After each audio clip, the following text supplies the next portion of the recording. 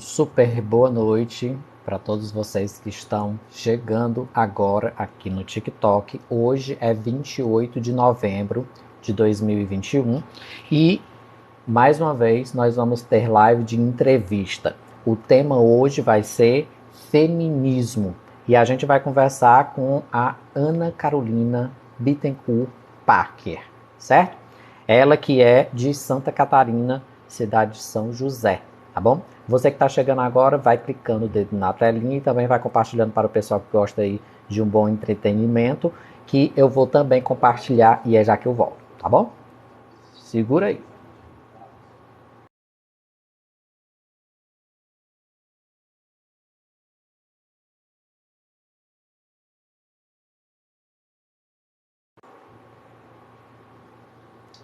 Voltei. E a gente vai esperar aqui a Carol. Parece que ela já está em live. Deixa eu ver se eu consigo encontrá-la. Achei. Entrevista com o Léo Mário Muniz. Ele me convidou para fazer essa entrevista e eu achei o projeto bem legal. Achei ela.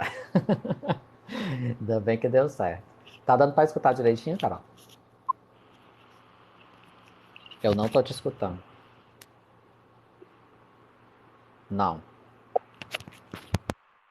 Ai. Oi? Agora deu. Fala de novo. Opa, alô, alô. Pronto, agora voltou. Agora tá falando. Parou de novo. Tá acontecendo alguma coisa.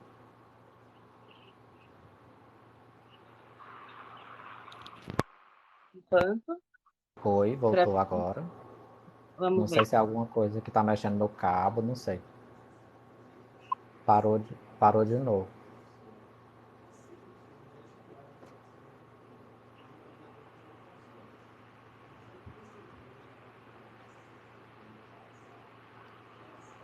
Eu não tô te escutando, só tô vendo tu mexendo a boca.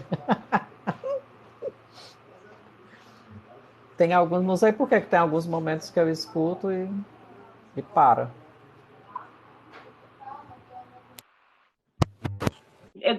Seguinte, eu vou sair e vou tentar entrar de novo, pode ser? Eu escutei agora você falando, vou sair e vou voltar de novo, pode ser. Eu escutei agora. Tá, tá.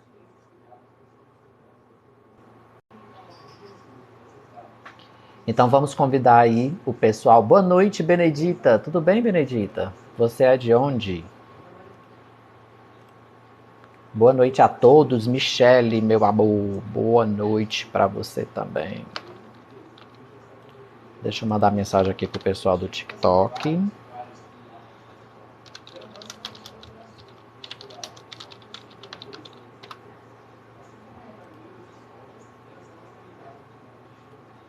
Cheguei, Simval chegando. Deixa eu ver se ela entrou aqui.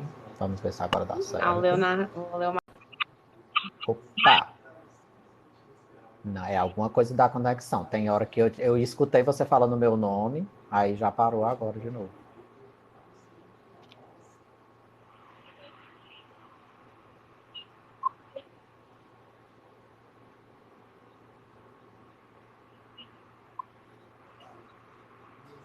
Tá ligado a alguma coisa, ô Carol? Algum fone, algum cabo, nada?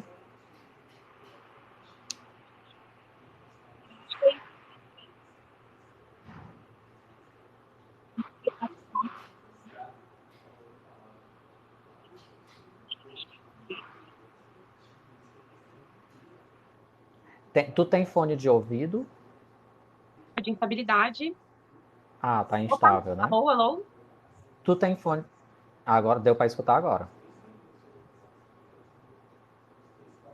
Agora Você está me tem fone ouvindo de ouvido? direitinho?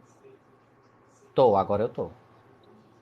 Eu, eu até tenho, só que ele é bem ruinzinho, assim. Ele é um fone daqueles grandões e aí o microfone Ah, não funciona direito. Mas eu mudei a internet. ah, Você está me ouvindo agora? agora eu tô. Tá. Boa noite, Então tá, eu tô no Rosa. Boa dados noite, móveis. No dados Laila. móveis é melhor. É, agora eu tô te escutando. Pessoal, eu vou pedir a compreensão de vocês, meus seguidores, tá? Vocês que já acompanham as lives de entrevista. Hoje a gente vai ter o prazer de conversar com a Carol. Vou pedir essa permissão à Carolina. O nome dela é Carolina, mas eu vou chamar ela de Carol, que fica mais simples. A gente fica mais informal, não fica tão formal, né, Carol? A Carol, ela é de Sim, Santa adoro. Catarina, né? É Ana Carolina Bittencourt Parker, é o nome dela. Ela é da cidade de São José, mora em Santa Catarina, e a gente vai conversar um pouco sobre a sua história de vida, como também, logicamente, o subtema que a gente colocou no cartaz, que é a questão do feminismo, né? Por isso que eu vim hoje em homenagem a ela, eu tô com um rosazinho bem clarinho, ó, tanto no óculos como na blusa, tô aqui em homenagem a ela, que gosta das cores rosa e azul, ela veio de azul e eu vim de rosa, deu certinho? Estamos quase damares hoje. Mas a gente vai ter um papo bem legal e eu queria pedir a compreensão de vocês. Parece que você tá de branco. Parece branco, né? Mas não é, um rosa bem clarinho. E a gente vai estar conversando, mas eu vou pedir permissão a vocês uma coisa, vocês da barra de rolagem. Hoje a gente não vai fazer aquela brincadeirinha das perguntas do entrevistado, tá bom? E eu vou explicar para vocês por quê. Porque a Carol ela tem um trabalho, ela trabalha com uma criança com autismo, bem cedinho da manhã, então ela tem que acordar muito cedo. E aí, para resumir um pouco, para ela não dormir tão tarde, não acordar amanhã com nenhum problema para a questão desse trabalho que ela tem, a gente vai fazer essa modificação na entrevista de hoje, tá? Mas eu tenho certeza que vocês vão adorar e qualquer pergunta que vocês quiserem fazer, vocês podem estar fazendo na barra de rolagem, que eu tenho certeza que a Carol vai estar disponível para responder, tá bom? Então a gente vai começar já rapidez aqui o nosso bate-papo e o que for possível a gente vai estar falando para vocês. E a pergunta que eu ia fazer para vocês eu já vou falando e dizendo a resposta, como se fosse vocês que estivessem adivinhando, tá bom? Então vamos lá. Primeira pergunta. Não, primeiro eu vou desejar uma boa noite, né, Carol? E te agradecer por você ter aceitado fazer parte desse projeto, né? Como vocês já sabem, né? E também falei para ela. É um projeto de um grupo de teatro chamado Caras e Bocas, aqui no interior do Ceará. Eu sou professor e também sou diretor desse grupo, né, de teatro, sou professor da rede municipal. E a nossa próxima peça vai falar sobre as mais variantes formas de preconceito e discriminação que existe na sociedade. E por conta dessa pandemia, que a gente precisou se afastar, ficar longe dos palcos, ficar longe dos encontros, a gente achou nas redes sociais esse instrumento de poder estar conversando com pessoas ao vivo, né, saber da história delas, histórias verdadeiras, e isso está sendo uma bagagem riquíssima para a nossa peça, para a gente poder realmente trazer informações bem palpáveis, bem concretas em cima do palco. Vocês vão saber que a Carol também tem uma história muito íntima com a arte, mas vocês vão saber só no decorrer da nossa conversa. Então eu queria primeiramente te agradecer, te desejar boa noite, sinta-se à vontade aí para as suas considerações iniciais, para a gente começar o nosso bate-papo, que são exatamente 21 horas em ponto. Oi, Léo, obrigada pelo convite.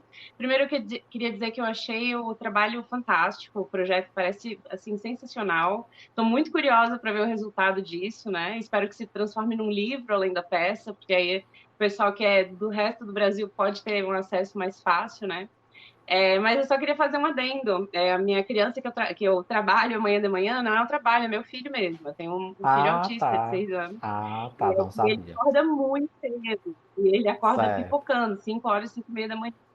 Ele acorda já se pendurando no lustre, entendeu? É uma loucura. Então eu tenho que ficar controlando o barulho e tudo mais. Então é só Entendi. isso mesmo. Mas muito Ah, obrigada pronto. por me convidar para participar do projeto. Eu gostei muito do convite. É um prazer estar aqui para a gente ter essa conversa. Muito bem. Eu não sabia, cara, filha. A gente conversou tanto, Carol, e tu não me disse, tu não me Pois falou. é, faltou. Mas vamos nós.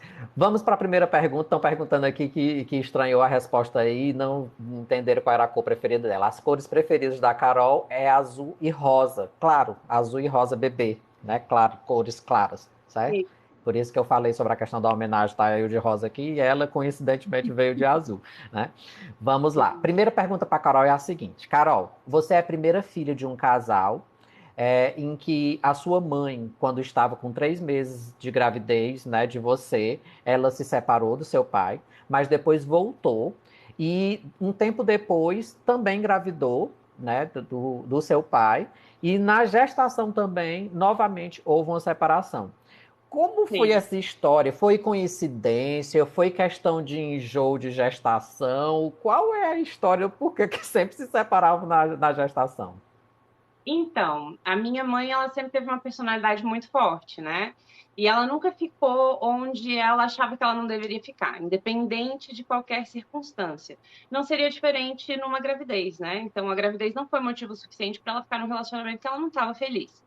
Meu pai sempre foi muito apaixonado por ela e tudo mais, mas ele, como é que eu posso dizer? Ele dava motivos para ela ficar com ciúme, né? Então existia aí um desequilíbrio na relação e que a minha mãe não era feliz dentro do relacionamento, por mais que ele, né, fizesse juras de amor e aparecesse de vez em quando e tudo mais. Então eles se separaram logo no início da gravidez. Eles já estavam juntos há mais de um ano, né? Quando ela engravidou, eles se casaram e tal. E aí, quando ela estava grávida, ela resolveu pegar as coisas dela e voltar para casa da minha avó. Aí eu nasci na casa da minha avó, né? Então, os meus primeiros anos todos morei ali com a minha avó, meu avô, minha mãe. E depois a minha mãe tentou de novo um relacionamento com meu pai, que novamente não deu certo pelos mesmos motivos, e ela terminou também grávida de novo. Aí, nessa segunda gravidez, eu não tenho certeza se ela já sabia que ela estava grávida ou se ela acabou descobrindo depois que ela Descobrindo se depois. separou. Uhum. Mas, enfim, Pronto. foi Então decisão dela nos dois casos, né? então a história foi mais ou menos essa. E por aí, já por essa atitude da mãe, a gente já percebe também que a Carol começa a crescer com essa questão de que a mulher tem, né, esse direito de, né, perceber se ela tá bem, ela fica, se não tá, ela não fica, né? Então já tem Exatamente. essa questão, né, já foi aprendendo com essas questões mesmo de vivência. A segunda pergunta, Carol, é a seguinte: você ficou com a sua mãe até mais ou menos 10, 11 anos de idade, e depois você foi morar com seu pai e a esposa dele, no caso, sua madrasta, né? Você teve uma infância, mas você acabou de me contando que você teve uma infância um pouco conturbada por conta que vocês descobrem que a sua mãe era PV HIV. Eu já estou colocando esses termos aqui porque recentemente a gente entrevistou uma pessoa com HIV positivo e ela deu algumas expressões, né? O que é que a gente não deve chamar? O soro positivo já é descartado, né? Aidético não se usa mais, né? Então são termos pejorativos, justamente porque a gente está trabalhando essa questão do não preconceito, né? Da não discriminação. Então a gente já vai utilizando, né, esses termos para que o pessoal aqui já está um pouco já afiado nessa situação, né? Então para quem está assistindo agora a live que não tinha assistido outras, o termo PVHIV significa pessoas vivendo com HIV. Né? Então, foi descoberto pela família da Carol que a mãe dela, né, estava nessa situação, e aí foi um pouco complicado, porque você começou também a fazer parte desse cuidar da sua mãe. Não foi isso, Carol? Sim, ela ficou bem doente, na verdade, e daí por isso que ela acabou descobrindo, né, que ela tinha contraído o vírus. E aí essa parte da infância ela foi realmente bem complicada, porque ela ficou muito abalada com a notícia, né? Então, ela não só teve que começar todo um tratamento e a gente teve uma mudança muito radical na rotina, mas ela emocionalmente também não estava estável, ela não estava legal, o que é absolutamente compreensível, né? Compreensível. Especialmente quando a gente vem de uma época, a gente está falando da década de 80, início dos anos 90, né? Então a gente pensa um contexto onde existe muito preconceito em relação ao HIV. Ela passou assim muitas situações de preconceito mesmo ao longo da vida, né? Na propaganda a gente tinha, na TV a gente tinha propagandas com aquela mãozinha AIDS mata, umas coisas assim. Então a pessoa que descobria que ela tinha contraído o vírus, ela passava por um processo muito conturbado de não aceitação, de não acolhimento. Hoje isso já mudou um pouco, né? A gente já tem um Sim. pouco, já demos alguns passos positivos nessa questão, mas ainda assim tem muita coisa para ser trabalhada. Então, no início da década de 90, imagina, né? Foi um baque. Então, ela não ficou legal. Ela realmente sofreu bastante com a notícia. Apesar disso, ela ainda conviveu 20 anos com o vírus, né? Depois disso, se cuidando, tomando coquetel e tudo mais. Hoje, a gente ainda tem muito mais opções, né? De medicamentos que se adaptam a determinados organismos e tal. E ela teve fases melhores, fases piores. Mas ali, quando eu tinha uns 10, 11 anos, foi quando a gente percebeu, meu pai percebeu que a situação não estava legal, que ela estava bem debilitada, ela não tinha condições mesmo, e aí convidou a gente para ir morar com ele, eu e meu irmão. Muito bem. Então a gente já começa a perceber, eu queria dar aqui um super beijo para a Mari, Mari Oficial, para a Paty Silva, que também já foi entrevistada por mim, falando sobre a questão de cyberbullying, né? Então todos vocês que estão chegando aí, que já foram entrevistadas por mim, beijo para vocês, sejam bem-vindos. Estamos conversando hoje com Carol, falando sobre a questão de feminismo. Chefe Valto também está aqui, falou, né, também foi entrevistado como chefe de cozinha homem, né, se sofria preconceito ou não, foi um bate-papo bem legal também, ele que já viajou para o estrangeiro, e também aí do Sul, né, então a gente está conversando hoje, Marcelinho Santos está por aqui também, falou sobre a questão de preto, né, preto ou negro, a gente falou sobre a questão racial, conversamos com o Marcelo também, acaba de chegar por aqui, beijão para ti, viu, Marcelo? Rosa Sabine, enfim, todos vocês, um super beijo. Estamos hoje falando sobre feminismo, né, e alguns dados, alguns fatos da história da vida da Carol, tá bom? Lembrando também que é como a Carol falou, a mãe dela descobriu no pico em que a AIDS chegou assim no mundo, como quem dissesse assim, olha, quem está com AIDS é a escória da sociedade, coloca ela para fora, porque ela não pode viver em sociedade de jeito nenhum, não pode misturar talher, não pode estar na mesma piscina, não pode, enfim, não podia encostar nela, ela tinha que ficar realmente exilada, era um turbilhão de coisas. E ela falou também sobre algo interessante, sobre questão de tratamento, que antigamente era o coquetel, né, que se tomava. Hoje já não é mais. Na entrevista que a gente teve, a gente, né, já ficou sabendo que é apenas um medicamento, então não é mais um coquetel, é no máximo dois. O Brasil é um dos grandes pioneiros em termos de estar tratando, né, as pessoas, né, com PV-HIV, né, pessoas vivendo com HIV, e ela serve de modelo para vários outros países. Nos nossos livros didáticos, infelizmente, não foram atualizados, e as escolas ainda passam essa mesma ideia que tinha de tratamento, né, da AIDS, ainda como se fosse década de 80, década de 90. Né? Lembrando que já temos um caso aí de Berlim, de cura total. Temos um caso. Me lembra, Ana Laila, onde é o outro caso? Berlim tem outro caso e parece que o terceiro caso vai ser brasileiro, né? Graças a Deus as, a medicina, né, e as pesquisas estão bem avançadas, já estão falando de uma possível cura, mas ainda está em fase de teste, né? E a gente sabe que várias e várias pessoas morreram, infelizmente, muitas de Londres, né? Isso, pronto, a Laila me disse aqui, é o paciente de Berlim e o paciente de Londres, foi como eles ficaram classificados, tiveram cura total. Hoje a gente sabe também que, pela questão dos medicamentos, quando você está 6 meses com o. Como é o vírus? Deixa eu só voltar aqui um pouquinho. Com a carga viral, ela não está detectável, é assim que se chama, né? Em 6 meses seguidos, quando não está mais detectável, a pessoa, até na questão de manter relação sexual, ela não transmite mais, né, o vírus. Então, assim, são dados novos que a gente acaba não sabendo, né? E a gente vai passando ainda. Inclusive, tinha uma pessoa na live que estava dizendo que tinha, na mesma semana da entrevista, tinha tido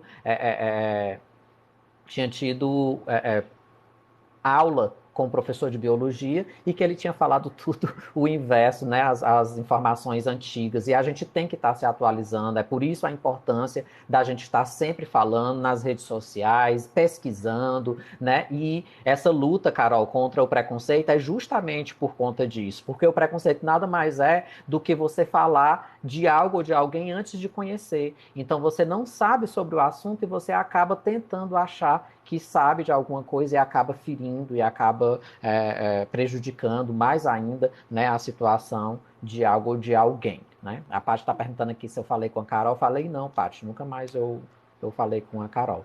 Sejam todos bem-vindos à live do Léo. Obrigado aos meus moderadores. Vamos para a próxima pergunta para a Carol, que é a seguinte. Carol, aos 17 anos, você entra para um grupo de teatro chamado Vanguarda, e a sua avó queria impedir, até porque vocês estavam morando com ela, né?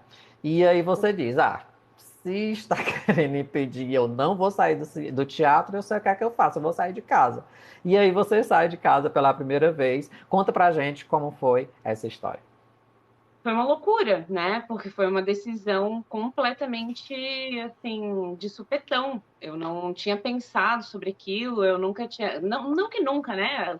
Adolescente sempre sonha em sair de casa, aquela coisa, mas eu nunca tinha pensado sério sobre a questão de não morar mais com a minha avó ou com algum responsável. E aquilo foi muito assim, eu pulei e falei, não, então se você não admite, eu não vou mais morar nessa casa. Porque foi aquele discurso antigo, né? Enquanto você morar na minha casa, você vai fazer o que eu quiser. E ela tinha ainda muito. A minha avó, ela foi criada por um militar, né? Isso, assim, década de 40, 50. Minha avó está com quase 90 anos agora. Então, ela nasceu na década de 30, início da década de 30, né? Então, imagina, é uma outra realidade, uma outra criação completamente. E na cabeça dela tinha muito aquela coisa de, atriz é vagabunda, ou sabe, teatro ou arte não tem como sobreviver. E a minha família sempre me dizia assim, o que eu achava muito engraçado, é um paradoxo maravilhoso, né? Você é muito inteligente, você pode ser o que você quiser. E aí eu dizia, então É eu vou por ser isso artista. mesmo. É por isso mesmo. Então eu vou ser. Ah, não, mas artista não. Então eu não posso ser o que eu quiser. Tudo menos artista. Tudo menos arte. E aí eu falei, então com licença, se eu não sou bem-vinda nessa casa, porque essa sou eu vou fazer isso. E se vocês não me aceitam como eu sou, então eu vou viver por conta própria. E aí fui para casa de uma amiga, pedi asilo para a mãe dela ficou comigo algo assim, uma questão de 2 semanas, quase 20 dias.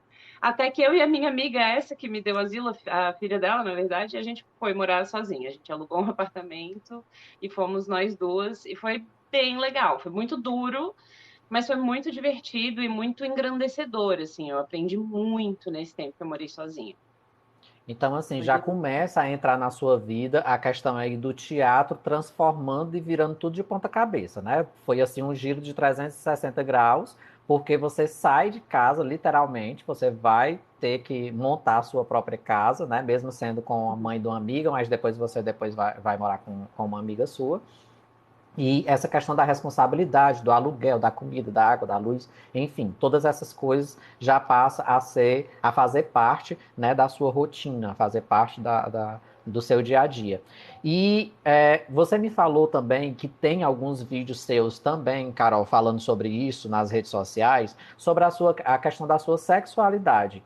Já foi Uhum. nesse início, você já estava ciente do que você era, do que despertou em você, já nessa fase de quando você saiu de casa ou não? E qual é, né? Para o pessoal saber que eu estou falando porque eu já sei, mas Então, diga você mesmo. eu sou bissexual, né? E eu não posso te dizer que eu já sabia disso, porque a bissexualidade ela é um pouco conturbada. Eu acho que toda a sexualidade que não é aquela que é a esperada socialmente, ela é carregada De de histórias, estigmas, de né? De, tabus, assim, de estigmas, exatamente. Então, me entender bissexual foi um processo, porque tem aquela coisa, a gente tem que pensar que a sociedade faz com que a gente cresça olhando os mocinhos, aqueles que vão salvar-nos de nós mesmas, né? E em relação às mulheres, elas são tratadas sempre como um objeto sexual, como o troféu, a donzela em perigo. Então, eu tive muita dificuldade de me encaixar nesse papel de donzela, porque eu não era isso, né? Eu era um moleque, eu jogava futebol, eu pulava muro, subia em árvore, enfim. E ao mesmo tempo, eu tinha muita dificuldade em entender que a minha heterossexualidade, ela era compulsória, ela era vendida para mim desde que eu era criança, né? Então, durante algum tempo eu tentei calar esse meu, como é que posso dizer, esse meu interesse pelo essa mesmo sexo, curiosidade. né? Porque Uhum. até porque eu ficava pensando, não, mas será que eu sou gay? Será que eu sou lésbica? Mas, poxa, eu também gosto de menino, sabe? Eu tenho um namorado, eu gosto dele, mas, poxa, E essa coisa de sempre ficar me questionando, porque a sociedade também exige do bissexual que ele se decida, né? Tá, não, mas peraí, você gosta de mulher ou você gosta de homem? Não, eu gosto. Não, não, mas qual que você gosta mais? Sabe? Sempre tem uma pressão para que você se decida. Então, a minha trajetória foi de busca mesmo, sabe? De tentar me entender. Então, eu tive relacionamentos homossexuais, eu tive relacionamentos heterossexuais, até eu entender que eu posso ser as duas coisas, que eu não preciso necessariamente me decidir, que não existe um caminho certo a ser tomado, né? Mas acabou que, por ordem de eu viver nessa sociedade patriarcal que incentiva o relacionamento heterossexual, eu acabei tendo relacionamentos longos só com homens. Né? E com as meninas nunca foram relacionamentos longos, foram brincadeiras, festas, namoricos, tentativas, experimentações, mas nunca nada muito sério. E eu só fui perceber que isso era misoginia internalizada depois de adulta, depois de muito tempo. Pensando sobre essas coisas, estudando, enfim, né? E me abrindo para as possibilidades. E perceber, poxa, talvez eu não tive uma namorada de forma mais séria, de apresentar para os meus pais, enfim, de tentar até morar junto, quem sabe um casamento, por conta dessa heterossexualidade compulsória, né? E por conta dessa misoginia internalizada de olhar para os homens como os heróis e as mulheres como um objeto sexual.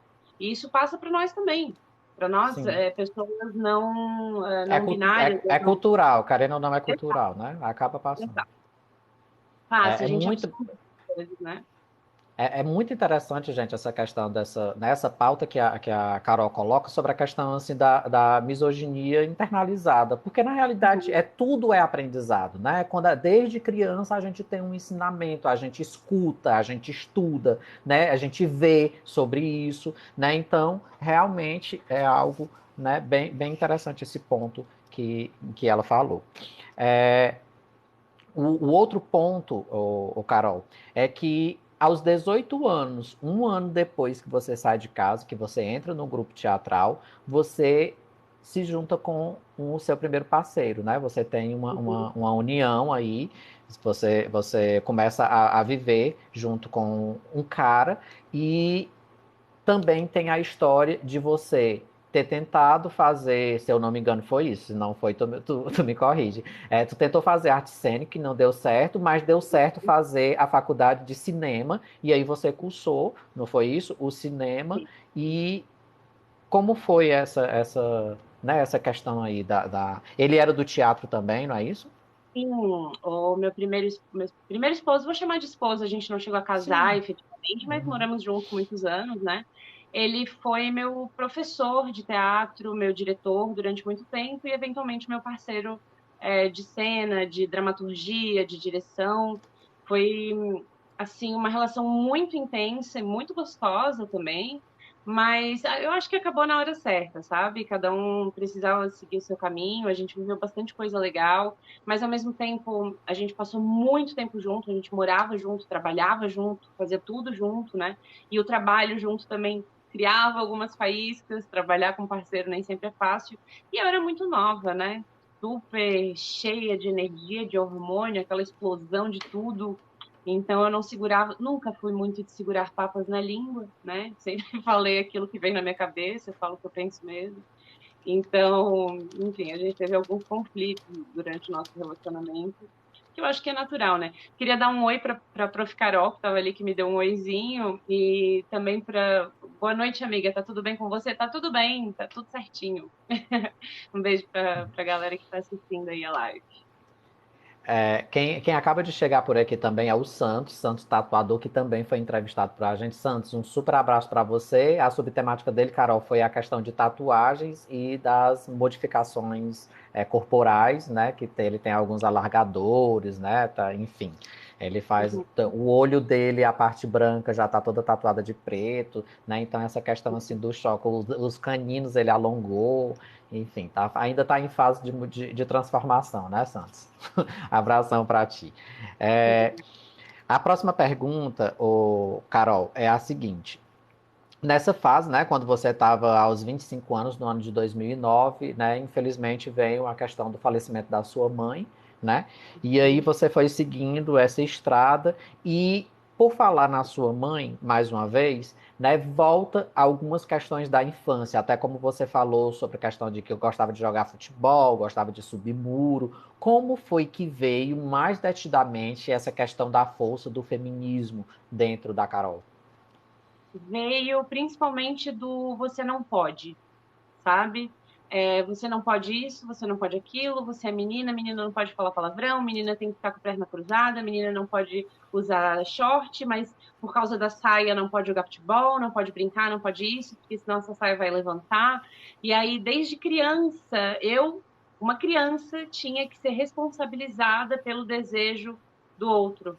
Né? Eu tinha que me trancar e me proibir de usar isso ou de fazer aquilo, por conta de homens que poderiam não respeitar a minha inocência, a minha vivência como menina, né? Então, desde muito nova, cerceada pelas coisas que eu não podia fazer e por aquilo que eu deveria fazer. E eu não queria me encaixar nisso. Eu não era isso. Eu era outra coisa. Eu estava me descobrindo ainda para ser real, né? Eu nem sabia quem eu era. Tanto que eu passei muito tempo, Léo, também por conta dessa misoginia internalizada, negando a minha feminilidade. E eu falo feminilidade nos termos sociais da coisa, tá? Porque o que é feminino, o que é masculino é um debate muito amplo e muito rico. Mas quando eu falo de feminilidade, eu tô falando que justamente por me obrigarem a usar rosa, obrigarem a usar saia, obrigarem a furar a orelha, essas coisas, eu comecei a rejeitar tudo que era feminino, né? Tudo que era socialmente feminino.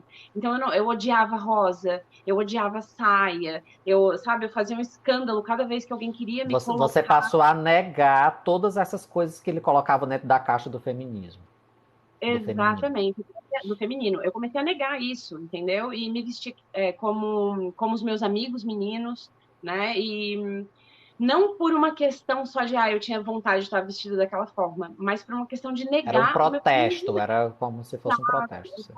Era um protesto. E depois de adulta que eu fui perceber, não, calma, eu gosto de rosa, eu gosto de saia, eu gosto um pouco de maquiagem, tem dias que eu gosto, tem dias que não, sabe? Durante bastante tempo, depois de casada, eu me tornei ainda mais feminina, mas eu acho que tem a ver com a maternidade.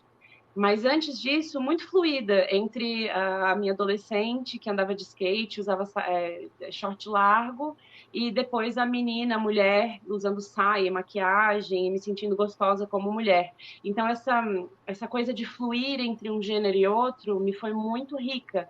Né? Hoje eu me sinto mais feminina, talvez seja hormonal, talvez seja o espaço social que eu me encontro, né? Mas mesmo assim, de vez em quando eu tô aqui vestida que nem um moleque dentro de casa com as roupas do meu marido e já me sentindo gostosa da mesma forma, sem perder necessariamente o meu toque com o meu feminino e tal. O que é muito interessante. Eu consegui fazer com que essas duas energias fizessem as pazes, Se apesar de completem, toda a né? pressão, exato, apesar de toda essa pressão externa, sabe? É interessante, Carol, essa questão do que tu tá falando, que eu me lembrei também quando você falou sobre essa questão do preconceito quando se fala da questão que é bissexual, porque dentro mesmo da comunidade LGBTQIAP+, existe esse preconceito às pessoas que são bissexuais, ao ponto de colocarem, por exemplo, que os pans, né, seria uma coisa mais completa, né? Que Uhum. não tem essa questão apenas da diferenciação, né, da questão do homem e da mulher, mas aquilo que você simpatiza, aquilo que você gosta, enfim.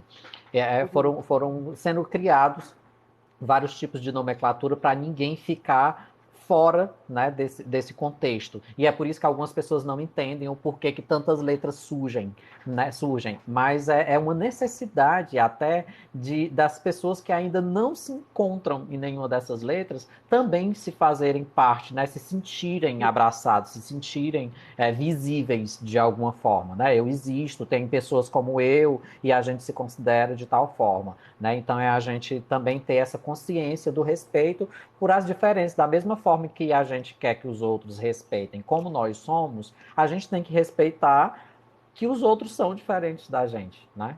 Claro. E da comunidade LGBT, o que que acontece? A gente é muito criticado porque a gente não sofre as mesmas pressões que um casal lésbico, por exemplo, ou um casal gay. No sentido de Se eu hoje estou vivendo um relacionamento heterossexual, o que eu estou fazendo, de fato, eu não vou ter as mesmas pressões sociais que as pessoas que estão vivendo relacionamentos homossexuais. Mas isso não invalida a minha história, não invalida tudo que eu passei, Sim. não invalida todas as negações, não invalida as crises de identidade, as noites sem dormir, sabe, os choros compulsivos por não entender quem eu sou, não invalida tudo isso. Não, eu não deixo de ser bissexual por hoje estar casada com um homem. Eu deixo sim de sofrer muito do estigma e do preconceito que vem do externo, principalmente das pessoas heterossexuais, né? Porque aí as pessoas hétero não tem nada de bife comigo, tá tudo certo, afinal de contas eu tô num relacionamento heterossexual. Mas, por outro lado, vem a cobrança da comunidade, o que eu acho cansativo e nem um pouco estratégico, porque a gente tem que mirar as nossas armas para as pessoas certas e não uns para os outros dentro dos movimentos, entende? Eu acho Com que isso, certeza. a esquerda no geral e os progressistas, eu associo muito, mas não necessariamente eles estão interligados, né? Mas os progressistas, principalmente, precisam entender que a gente está em guerra.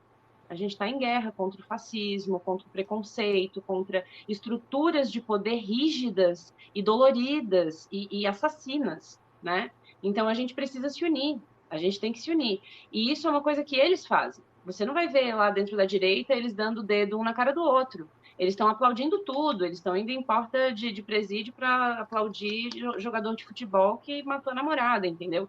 Então, para eles não tem tempo ruim, eles se apoiam em todas as esferas.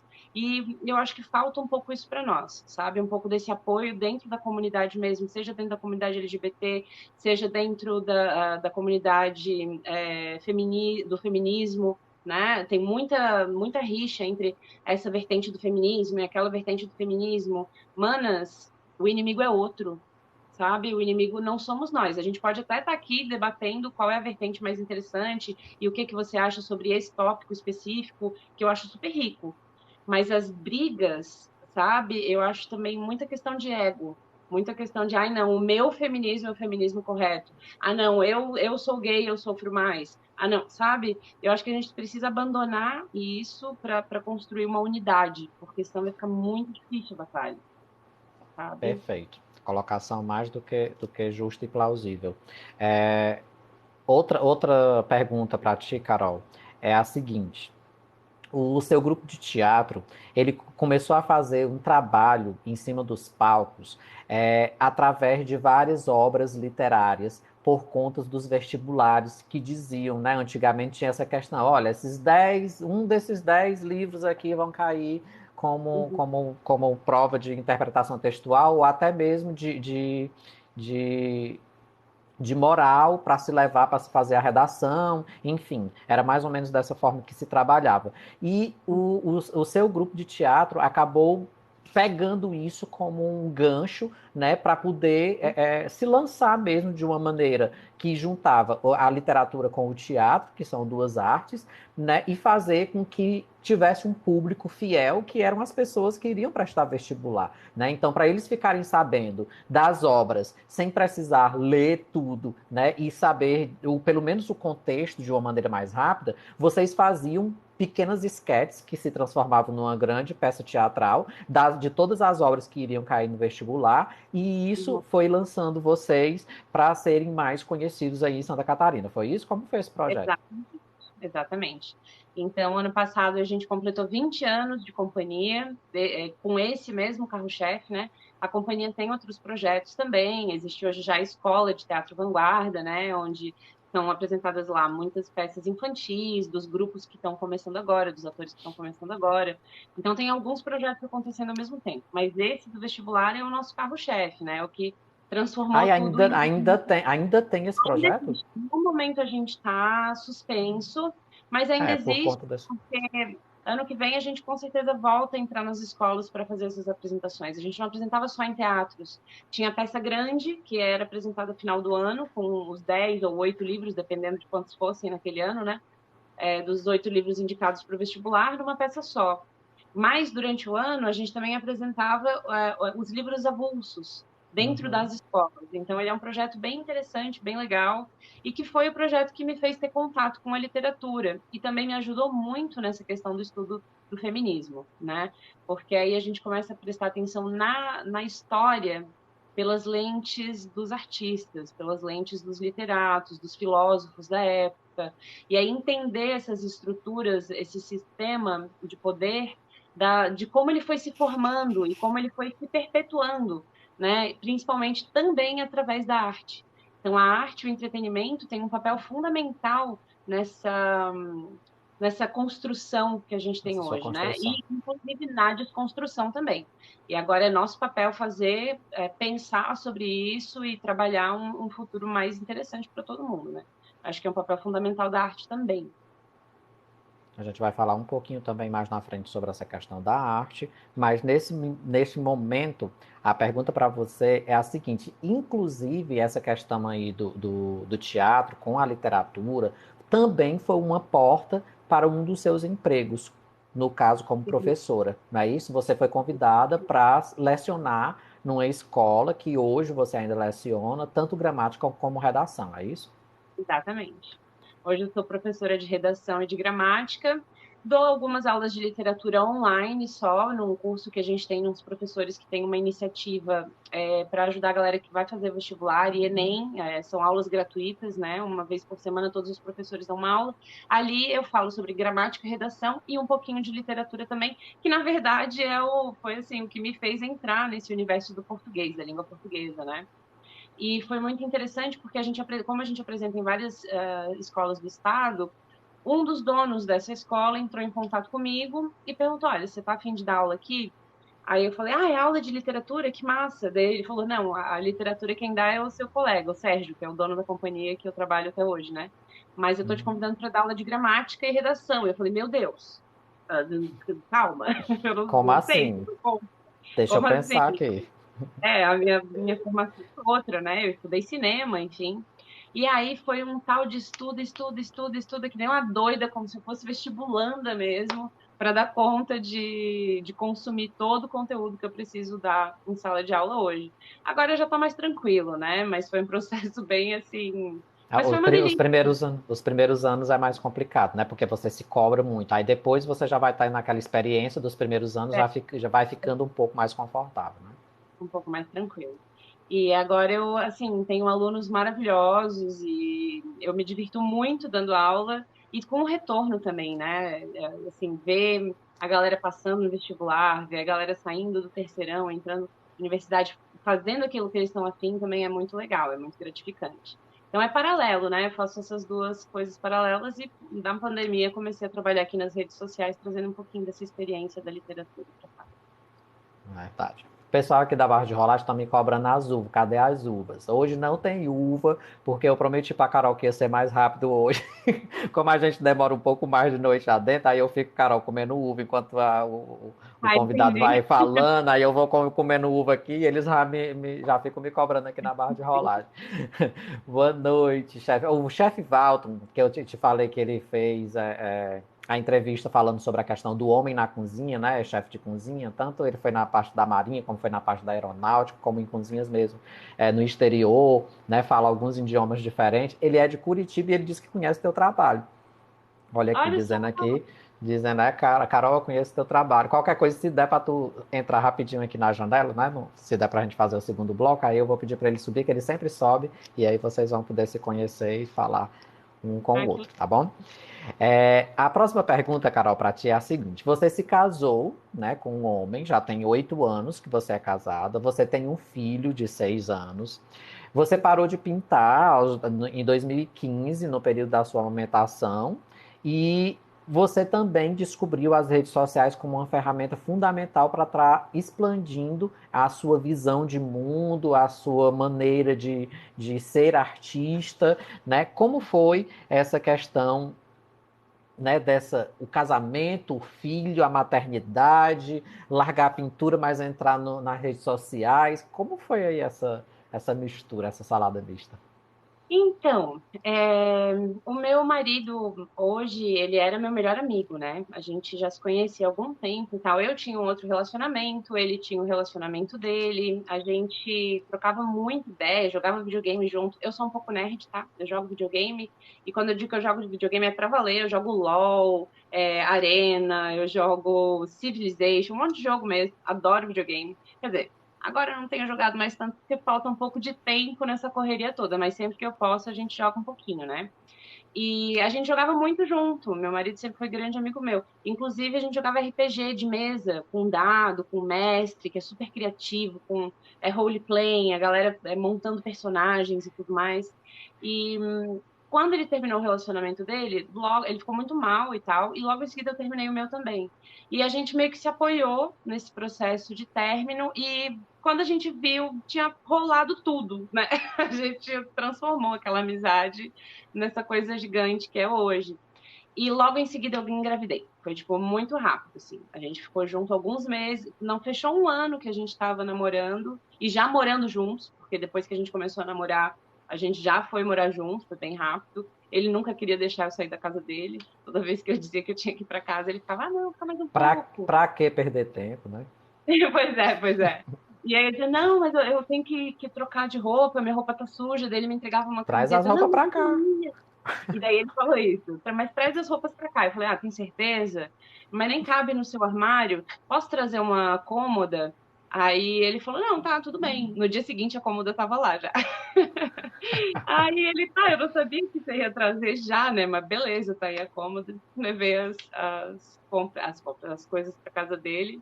E depois nunca mais a gente se separou, menina. A gente tá até agora num grude, numa paixão, que é uma loucura. E o meu filho nasceu nesse processo, aí veio o diagnóstico, quando ele tinha um aninho só, a gente conseguiu já o diagnóstico, porque desde bebê muito pequenininho, a gente sabia que tinha alguma coisa ali que precisava ser investigada, né? Ele não olhava nos meus olhos quando estava amamentando, ele não respondia quando a gente chamava pelo nome. Se eu lia um livrinho para ele, ele saía engatinhando para longe de mim, ele não tinha interesse por nada, berrava muito, odiava barulho, luz. Enfim, foi assim, a gente descobriu que tinha alguma coisa ali para investigar. E aí a gente foi atrás e conseguimos o diagnóstico, autismo clássico mesmo, né? Autismo médio. E desde então intervenções, né? Terapia, fono, psicóloga, pedagoga, terapia ocupacional. É uma rotina bem intensa com o Antônio, mas está sendo fantástico, porque quando a gente pegou o diagnóstico, vem todas aquelas vem uma confusão, é uma enxurrada de sentimento, né? E pensar, poxa, será que ele vai falar? Será que ele vai conseguir se expressar? Será, sabe, o que que ele vai ser apto a fazer? Enfim, vamos correr atrás para que ele consiga se desenvolver o melhor possível. E ele tem se desenvolvido muito legal. Ele já está começando a falar, ele está com 6 anos agora. Ele toca algumas musiquinhas no teclado, ele Coisa maravilhosa. já matemática e letras é a super a praia dele, ele ama símbolos, né? O hiperfoco dele é em símbolos, então ele aprendeu a ler e escrever muito novinho. Quando ele tinha 4 anos, ele já soletrava as palavrinhas de cabeça, sabe? Porque é muito focado nisso. Então a gente aproveitou as habilidades que ele tem para trabalhar as outras que são mais difíceis para ele, de coordenação motora, de enfim. E agora ele está começando a falar, começando a se expressar verbalmente, o que é fantástico. Eu sei que você saiu um pouquinho do nosso script, né? Deixa eu Não, só.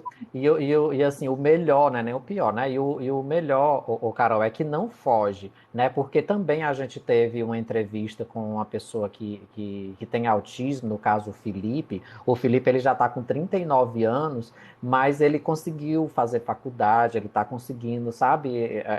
É bem moderado, mas ele conseguiu falar para a gente essa questão de como é complicado você receber um diagnóstico de autismo diante do meio social, né? Que as pessoas ficam com aqueles tabus, né? De que não pode se aproximar ou vai bater, ou então, enfim, quer super proteger, ou alguma coisa do tipo, né? E ele falou muito bem sobre essa coisa, e aí, na realidade, não foge de jeito nenhum ao que a gente está comentando, né? Ao nosso assunto principal, que é os mais variados tipos de preconceito e discriminação. Mas, assim, a minha curiosidade até nesse ponto, Carol, é justamente nisso. assim, perfeita a maneira como vocês conduziram, porque a grande dificuldade, eu já fui diretor de escola particular por 10 anos, e de escola pública por 1 ano eu tive a experiência que foi o ano passado. Mas nessa minha experiência, eu tive contato com alguns casos, né, de crianças com autismo. E a grande complicação da gente convencer que existe algo para se perceber é com os pais. Com Uhum. vocês foi um pouco o contrário. Vocês perceberam já do início e já se antenaram. Não, a gente tem que entender o que é que está acontecendo, né? Alguns vão saber por conta da escola. A escola percebe isso, que até então, às vezes, eles meio que fecham os olhos, né? Não, tá tudo normal, não tá acontecendo nada de estranho. E aí a escola chama para uma conversa e diz: olha, está acontecendo alguma coisa, vamos levar para os especialistas, vamos tentar ver o que é que está acontecendo. A gente não pode dar diagnóstico porque nós não somos da área da saúde, mas na minha escola, por exemplo, a gente tinha a oportunidade, né, de muita luta, a gente conseguiu trazer um psicólogo para dentro da escola, então assim já é um pouco mais fácil de ter uma pessoa na área da saúde dentro do, né, do âmbito escolar, e aí ele já diz assim, olha, é bom encaminhar para o especialista tal, né? Então já leva para uma pessoa mais específica na área. E o quanto mais cedo você diagnostica, melhor vai ser para o desenvolvimento da criança, né? Como você, foi exatamente o que você acabou de falar agora há pouco, né? E isso vai surtir como é que eu posso dizer, uma evolução, pode-se dizer assim, para todo mundo, os colegas da sala, a família, a própria criança, porque no caso aí, quem acaba sendo mais prejudicado com o custo, né, de entender que precisa desse acompanhamento é a criança, não são as pessoas que estão ao lado dela, é a criança, né? Então, assim, é muito legal, assim, você, e eu creio, assim, eu como adulto, por exemplo, com os meus alunos que tinham autismo, eu aprendia 1000 vezes mais com eles do que eles comigo. E isso é indiscutível. E eu creio que está acontecendo a mesma coisa também de vocês como pais. Eu creio que vocês aprendem muito mais com ele do que ele com vocês. É mais ou Não, menos isso? a gente aprendeu muito, muito, muito. E essa coisa que tu falou da negação, a negação é um dos estágios do luto, né? E Sim, existe muita sim. dificuldade dos pais entenderem que o diagnóstico ele vem acompanhado de um luto. E esse luto ele precisa ser ultrapassado, né? Ele precisa ser vivenciado, não ultrapassado, mas vivenciado, para que não se torne uma coisa muito gigante mais para frente. E o meu processo de luto, ele veio antes do diagnóstico, sabe? Porque eu já sabia de tanto ler, pesquisar, ir atrás. Eu conhecia meu filho, eu estava o dia inteiro do lado dele, né? Então eu já sabia. E aí eu tive o processo de luto antes do diagnóstico, então foi mais fácil quando o diagnóstico chegou. Eu já estava preparada, eu já disse, não, então vamos lá. O que que a gente tem que fazer? Sabe? Vamos correr atrás Quais disso são, aí. quais são os primeiros passos? Diga aí quais são as Exatamente. orientações. Exatamente. Então, mas o Antônio, ele como é o autista clássico, ele tem já, ele, desde muito novinho, muitas características inconfundíveis. Então, para a gente foi um pouco mais fácil. E mesmo assim, nesse processo de luto, antes do diagnóstico, a gente passou por isso, por essa negação. E a gente se agarra nas coisas que são adversas ao quadro, né? Então, assim, ele sempre foi muito carinhoso, por exemplo. Ele adora abraço e beijo. Então a gente ficava dizendo isso, ah, não, mas ele adora abraçar, ele adora beijar, não é nada, não é autismo. Imagina, autista não gosta de toque. Mas a gente ainda entendia muito pouco, né, para chegar a conclusões assim. E hoje a gente sabe que cada autista é um universo, é uma pessoa única, Sim. como todos os outros, né? Então vai sim ter autistas que não gostam de toque, vai, sim, exatamente. Cada um tem a sua digital, são todos humanos únicos, independente de diagnóstico. Então ele tem as características dele, específicas do Antônio, né? E o Antônio é muito carinhoso, ele adora beijo, adora abraço, ele agora já tem muito mais contato nos olhos e tudo mais, né? Então, tudo aquilo que a gente se apegava para dizer, ah, não, não é autismo, ah, não, não sei o quê, eram só características da nossa criança autista, né? Que cada uma é totalmente diferente uma da outra. Claro, vai ter características comuns, especialmente quando o caso é clássico e não tem com outras comorbidades, né? porque muitas vezes o autismo ele vem com hiperatividade, ou com TDAH, ou com algum retardo, ou com até uma síndrome de Down, pode vir, né? Essas síndromes, elas podem como é que eu posso dizer? Vir juntas, né? Vir concomitantes, assim. E não é o caso do Antônio. Quando existem mais de uma comorbidade, fica mais difícil esse diagnóstico, né? Mas no caso dele, a gente tinha aquele quadro bem clássico, com algumas características bem óbvias. Então foi mais fácil. Bem Mas transparente. as nossas psicólogas contaram muitas histórias de pais que, assim, levantaram no meio da sessão e foram embora e nunca mais voltaram porque não aceitavam.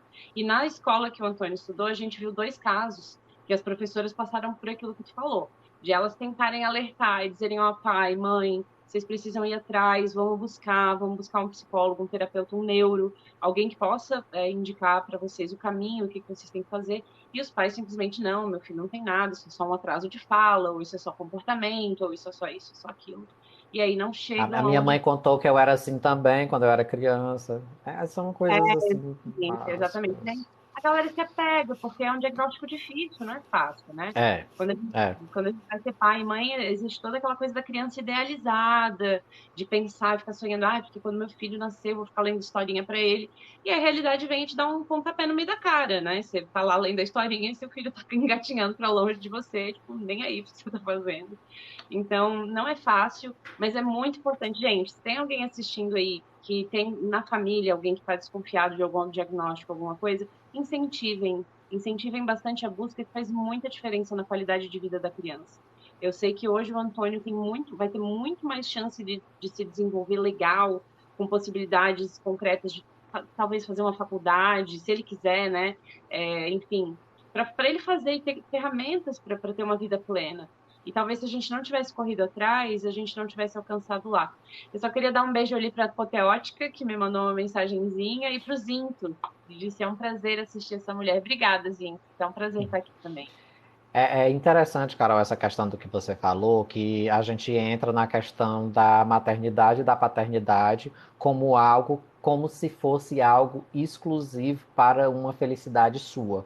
Porque quando a gente tem um filho, né, eu tenho um casal, e quando a gente tem um filho, a nossa missão como pai é buscar a inteira felicidade deles, com que eles consigam ser felizes, né, da melhor maneira possível. A gente dá ferramentas, dá orientação, a gente dá subsídios para que isso aconteça, né? E, infelizmente, alguns pais pegam para si essa questão. É como se fosse a minha felicidade. Eu não posso tocar na minha felicidade, porque senão aí desmorona tudo. E na realidade não é. E isso serve tanto para a questão, né, de detectar algum tipo de comorbidade, como também de respeitar as descobertas de gênero e de sexualidade. Porque tudo isso daí, ele acaba minando, ele acaba destruindo aquele ideário que você faz do filho, né? É igual o pai que também quer que, por exemplo, que o meu filho tem que fazer medicina, porque era algo que eu queria fazer, eu não pude, então meu filho tem que fazer, mesmo ele não gostando, mas ele vai ser médico,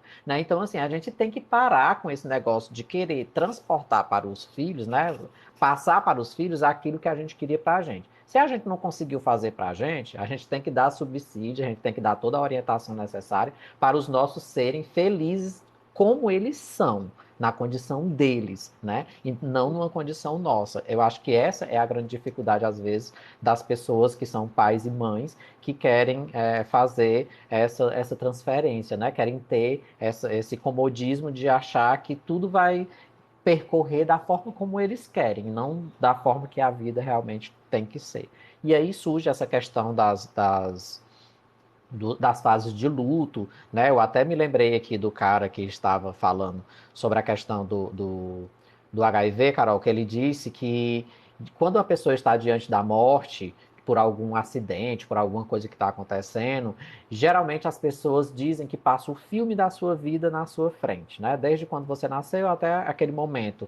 E ele disse que quando ele recebeu o diagnóstico, mesmo ele estando com 27 anos de idade, já tendo algum esclarecimento sobre o assunto, o que aconteceu com ele foi o contrário. Ele viu o futuro dele passar ali na sua frente, desmoronar na frente dele, naquele momento do luto, naquele momento, né, do impacto, né? Ele disse assim, Léo é o contrário, a gente vê o futuro da gente desmoronando, que ele diz assim, poxa, eu estou com HIV, então pronto, meu futuro acabou, né? Então aí foi que ele foi começar a fazer pesquisa, só depois de 6 anos, sabendo do diagnóstico, foi que ele foi falar para a família, foi que ele foi abrir nas redes sociais, foi que ele foi entrar nessa luta para acabar um pouco com, né, com esses estigmas, com esse preconceito que as pessoas têm e que pode viver de uma maneira saudável na medida do possível, dá para se trabalhar, né, como qualquer outra pessoa, enfim, dá para se viver normalmente. A próxima pergunta. Oi, Vivi, beijo para ti, meu amor. A Vivi é de São Paulo, ela também foi entrevistada por mim, o tema dela foi Mulher na Capoeira, né? Ali é uma mãezona Legal. também batalhadora, foi uma das primeiras lá no iniciozinho das entrevistas. Hoje é a nossa entrevista número 71, estamos entrevistando aqui a Carol, falando sobre feminismo, mas também sobre vários assuntos pertinentes, né, à nossa batalha contra o preconceito e contra a discriminação. E a próxima pergunta, Carol, é mexendo um pouco nessa ferida aí. O que é que mais pesa para a mulher brasileira? Qual é assim o maior dano? O porquê que a mulher é vista como inferior? Olha, essa é uma pergunta que tem muita gente tentando responder. Historicamente, em que momento que isso aconteceu, sabe? Porque isso veio com a colonização, principalmente, né? E a gente tem que pensar que uma das primeiras coisas que transformou o mundo da mulher foi a Revolução Agrícola, lá, 20 mil anos atrás, quando a gente passou a plantar a nossa comida. Porque antes disso, não existia, não existia herança, não existia propriedade privada, não existia responsabilidade com a terra, com a família, existiam grupos, certo? Cada grupo vivendo a sua maneira, com as suas leis, as suas regras, a sua religião, e indo de regiões para fazer a coleta, para fazer a caça, e todo mundo tinha papéis tão importantes quanto o outro, né? Então as mulheres eram a principal fonte de coleta, elas coletavam muita fruta, verdura e tal, enquanto os homens, na maioria dos casos, nas regiões que isso era possível, saíam para caçar e tudo mais, né? Mas as mulheres tinham um papel fundamental na alimentação e no sustento do bando, porque o sustento ele era feito principalmente pela coleta. E enquanto a gente está se alimentando naturalmente e enquanto a gente está amamentando, a gente libera um hormônio que nos impede de ficar grávida de novo, ou pelo menos existe essa tentativa. Então, as mulheres engravidavam de 4 em 4 anos, até 6 em 6 anos, eram muito menos filhos, né? E a partir da Revolução Agrícola, a mulher substituiu o leite materno pela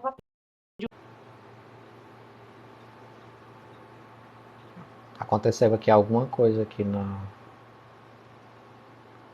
transmissão da Carol. Opa, caiu, voltou. papel.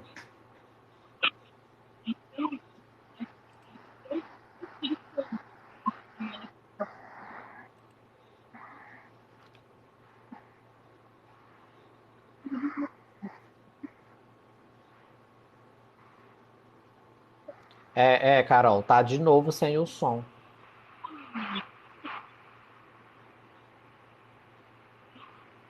Estão falando aqui na barra de rolagem também que estão sem te escutar.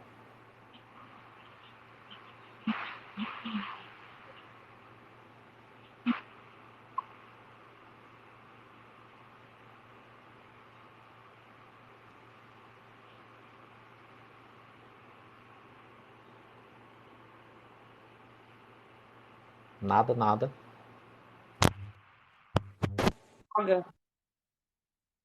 Eu não queria sair e voltar para não. Escutei, escutei, estou te Escutou? escutando agora. Voltou. Voltou? Sim. Ah, maravilha. Eu não queria.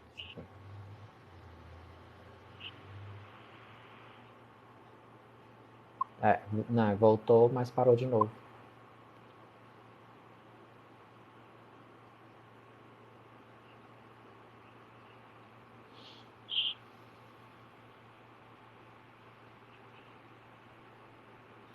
Tem como ver, Carol, a questão de aproximação com o receptor do Wi-Fi? É do lado?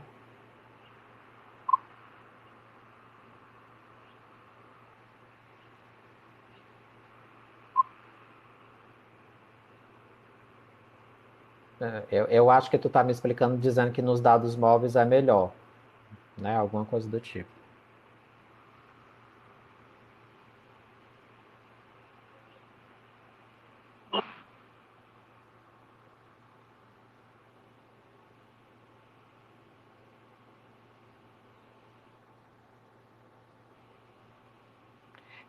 Carol, tenta fazer o seguinte: fecha a tua live e entra na janelinha na minha para ver se a gente minimiza esse problema do áudio, tá bom?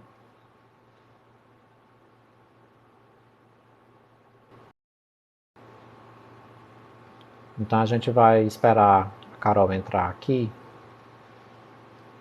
Muito interessante, né, gente, essa questão desse tema.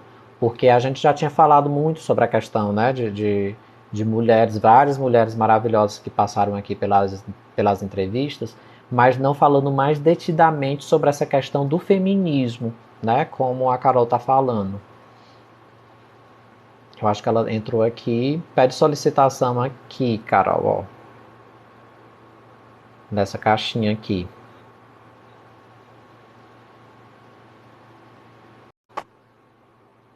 Vamos ver se vai dar para escutar ela direitinho. Opa, será... Opa, fala aí. Opa, será... Opa, fala aí.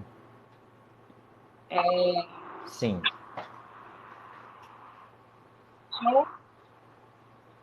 Sim, aí como você estava falando. Aí depois que veio a questão. Minha, né? Então, na Revolução Agrícola, as mulheres passaram a ter um filho por ano. E, além disso, a gente começou a ter a questão da propriedade privada e a necessidade de passar a herança do pai para o filho. Então, daí surgiu a ideia do casamento. E o casamento, na origem da palavra, já vem atrelada à ideia de grilhões. E ele só funcionava para quê? Para prender a mulher dentro de casa, para que ela tivesse filhos do mesmo homem. E aquelas terras passassem para os filhos legítimos. Assim, né? Então, para muitos historiadores e filósofos, é nesse momento em que começa a nossa história do patriarcado. E é nesse momento que a gente é segregada umas das outras para ficar só dentro do lar, servindo o marido, a casa e o lar, sem ter contato com a sociedade, por outras mulheres. Isso em muitas sociedades, né? Isso foi se perpetuando ao longo do tempo, né? A 1500, quando os portugueses chegaram aqui, enfim. E a sociedade brasileira, ela vem dessa mistura, essa mistura não, essa FAP que os portugueses tornaram nas terras, e essa relação de desigualdade de gênero, ela vem junto com eles, e ela se instala no Brasil de uma forma muito poderosa. Ainda, como é que eu posso dizer? Sustentada por mitos religiosos, né? Quando eu falo de mitos religiosos, eu não quero endurecer a crença de ninguém. Eu falo de mitos a partir da perspectiva de espiritualidade, para justamente educar né? A gente acreditar nos mitos, um poderoso muito grande. Mas ao mesmo tempo que a gente também vai. E é isso que depois as ideias que a gente falou junto. É,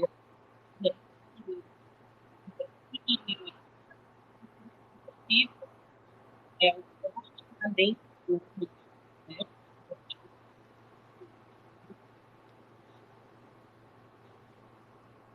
E a cidade, claro, mas também a nossa realidade.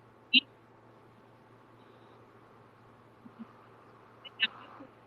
lá até agora, até as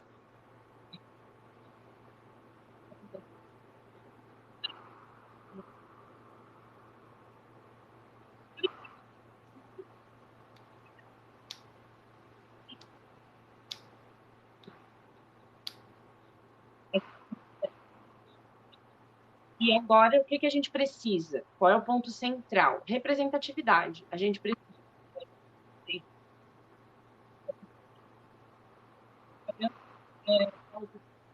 ter direito a incentivar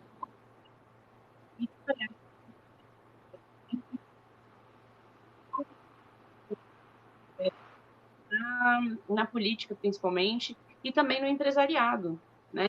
Mulheres realmente com grana, temos poucas. Mulheres com, de fato, poder político, são poucas. E isso é tão forte que a nossa única presidenta foi impeachmentada, né? Vítima de Então, um golpe, né? vítima de um golpe, exatamente. Então, existe uma relação do patriarcado muito grande aí que a gente só vai conseguir vencer e sobrepor quando a gente conseguir espaço político e grana.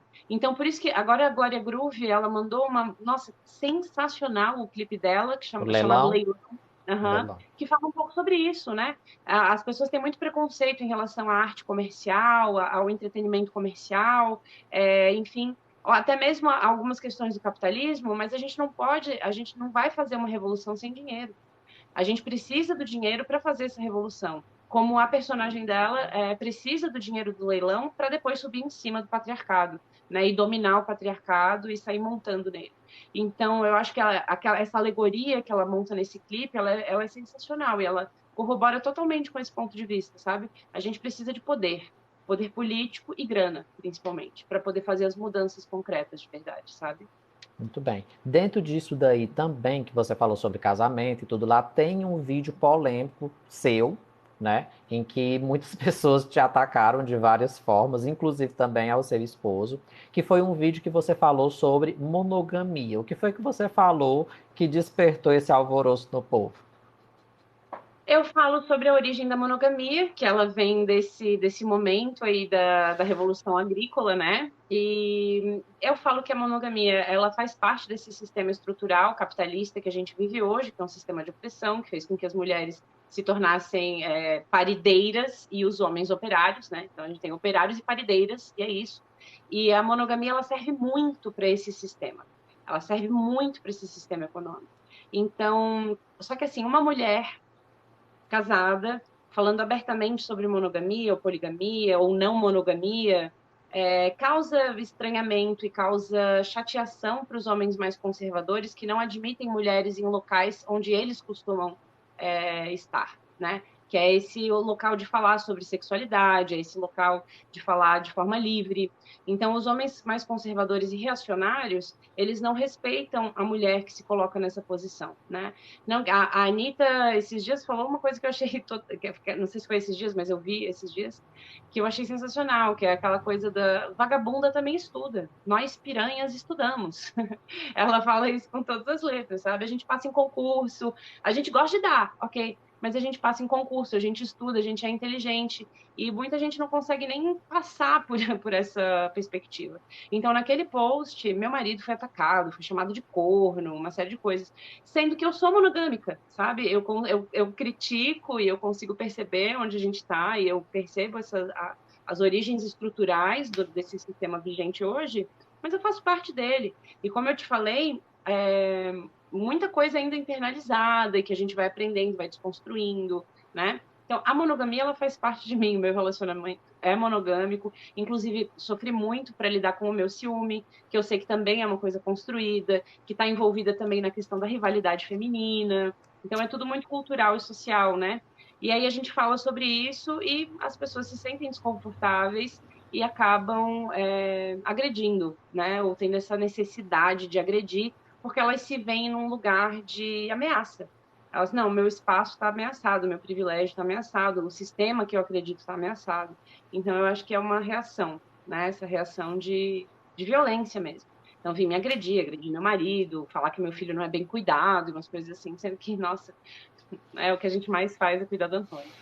Ai, ai. É muito Ai, complicado quando a gente gosta, né, de como as pessoas gostam. Inclusive o vídeo que eu coloquei hoje, pertinho do seu, né, do vídeo falando sobre a questão da entrevista hoje, foi dizendo justamente isso, né? Se você falar, você é criticado. Se você se calar, você é criticado. Enfim, mostre com o seu trabalho o que é que você realmente, né, faz. porque você vai ser criticado de qualquer forma. Luan de Paula. Boa noite, Luan. Seja bem-vindo, tá? Rosa Índia, meu amor. Boa noite para você também. Olha, dizendo que o Luan tá dizendo que aprende muito contigo, Carol. Amo os seus Ah, vídeos. obrigada, querido, obrigada. Eu tô adorando todo esse processo e entrando em contato com tanta gente legal, cara, tá muito massa. Eu não esperava essa repercussão toda quando eu comecei a fazer. Inclusive, eu te falei, né, que eu fiz um videozinho no TikTok pra fazer um Reels pro Instagram Uhum, sim. e abandonei aqui a rede, voltei lá pro Instagram e tal. E aí, quando eu pensei em fazer outro videozinho pro TikTok, quer dizer, não pro TikTok, mas no TikTok pra lá, aí eu entrei aqui e eu tinha seguidores. E eu falei assim, meu Deus, Como assistiram o assim? meu Alguém vídeo. viu, alguém gostou, o que é que tá acontecendo? Estão pedindo aqui para, né? Tenho vários seguidores que eu não tinha antes. Pois Ó, é. a Laila Muniz, que está aqui, eu não sei se ela vai ter a oportunidade de subir. Qualquer coisa tu entra, Laila, para dar um pouquinho aqui do seu depoimento sobre a live de hoje. Está dizendo aqui, live incrível, aprendendo demais.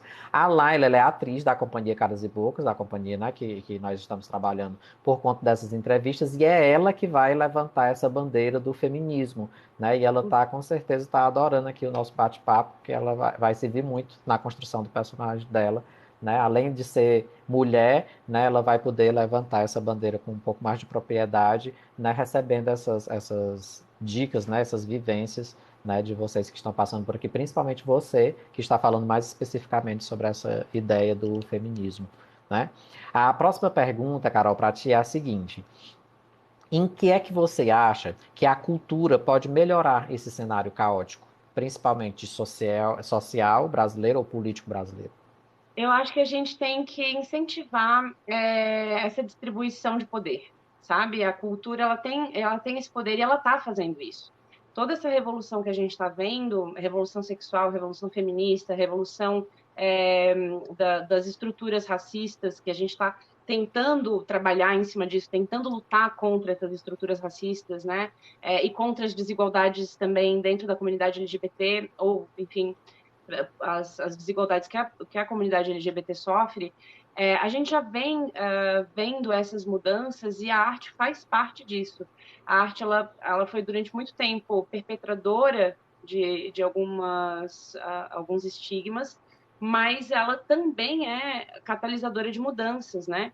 Então a gente pode, através da arte, sim, fazer as pessoas pensarem, fazer as pessoas se questionarem, fazer as pessoas entenderem a raiz de algumas questões, aprofundarem algumas questões, saírem de uma peça de teatro, de um vídeo que elas assistiram na internet, de uma música que elas ouviram, questionando, porra, será que isso faz sentido, sabe? Da onde é que surgiu essa história de patriarcado? Por que as mulheres são tratadas assim? Por que um homem gay ele é menos valorizado que um homem hétero? Por que uma saia é motivo de riso quando ela está num homem, mas uma mulher de terno é empoderada? Sabe? E fazer as pessoas questionando, a arte tem um poder gigantesco de tocar lá dentro da cabeça das pessoas, sabe? Então você sai de um filme, você sai de uma peça de teatro, você ouve uma música, você sai mudado, você sai tocado. E você pode pensar o mundo a partir de outras perspectivas, né? Então eu acho que o que a gente tem que incentivar agora é a união dentro dos grupos, a união dos progressistas de modo geral, contra essa onda fascista que a gente está vivendo agora, né? E principalmente a distribuição do poder. Como? Incentivando a compra de pessoas marginalizadas, né? Ah, eu conheço uma mulher preta que trabalha com bolo, é dela que eu vou comprar. Ah, eu conheço uma mulher trans que faz um trabalho com vestido assim assado, ela sabe costurar, é ela que vai ser minha costureira, sabe? Ah, eu quero fazer uma festa de aniversário, quero contratar uma equipe para fazer a animação da minha festa, eu vou chamar aquela companhia de teatro que eu sei que tem pessoas LGBT, que tem pessoas que estão marginalizadas, que não têm emprego, sabe? Não só na nossa compra ativa, mas também incentivar o voto nessas pessoas, sabe? A gente tem uma representatividade baixíssima de pessoas LGBT, pretas, trans na Câmara, nas câmaras municipais, estaduais, enfim, federais, e a gente precisa dessa representatividade. E uma forma que a gente tem de fazer isso é incentivando através da arte, sabe? Com todas as letras. Votem em mulheres pretas, votem em pessoas trans, votem na minoria, porque são eles que vão fazer a diferença lá dentro do Congresso. Né? E toda essa violência. Porque sente, né, Carol? Essas pessoas sentem, essas pessoas passam na pele essa coisa. Eu tentei levantar essa bandeira, né, esse ano passado, né, eu me lancei pela primeira vez na política, nem tenho ninguém assim da minha família mesmo que tenha entrado na política, muitos até me chamaram de louco, né, mas eu tentei entrar como vereador e, mais uma vez, a gente percebe como é que é criado todo esse mecanismo, né? Principalmente por eu morar numa cidade pequena, né? Nós só temos aqui quase 20 mil habitantes, né? Então é uma cidade mesmo de interior. Então, assim, a gente percebe que é aquela questão mesmo da compra. Eu só compro o que é que você vai me dar de imediato, né? E as pessoas não percebem que aquela compra de R$ 200, de R$ 500 que você está fazendo, naquele momento, ela serve por 4 anos para uma cidade inteira, né? E a gente não tem essa visão, a gente não consegue perceber isso. Depois que a gente deu o voto, que a gente leva o pé na bunda, logo no janeiro do ano seguinte, quando as pessoas tomam posse, é que elas vão se tocar, mas aí já é tarde demais. E depois de 4 anos elas têm esquecido o pontapé e fazem a mesma coisa novamente, né? Então a gente tem que ter essa consciência, né? Que bato palma de pé para todas essas falas aí que a Carol acabou de colocar agora, porque eu entrei unicamente para ter um representante na Câmara Municipal que tivesse alguma coisa a ver com cultura, que nós nunca tivemos em todos esses anos aqui na cidade, nós nunca tivemos nenhum vereador que levantasse essa pauta da cultura, sendo da cultura, entendendo o que é cultura, que uma coisa é você dizer que você vai ajudar, que você vai apoiar, e uma coisa é você estar dentro e saber que tipos de políticas públicas você pode fazer, que tipo de direcionamento é que você vai ter que colocar, e que você vai ter enfim, que alocar, enfim, com poucos recursos, a gente que já trabalha muito com essa questão da criatividade, né, do mínimo a gente faz o máximo, a gente consegue fazer isso daí. Quem só trabalha com dinheiro não consegue. Só consegue fazer alguma coisa bonita se for com muito dinheiro. E quem é artista, não. Ele consegue do lixo fazer o luxo e fazer acontecer, né? Então, essa questão da manobra está muito dentro das nossas mãos e eu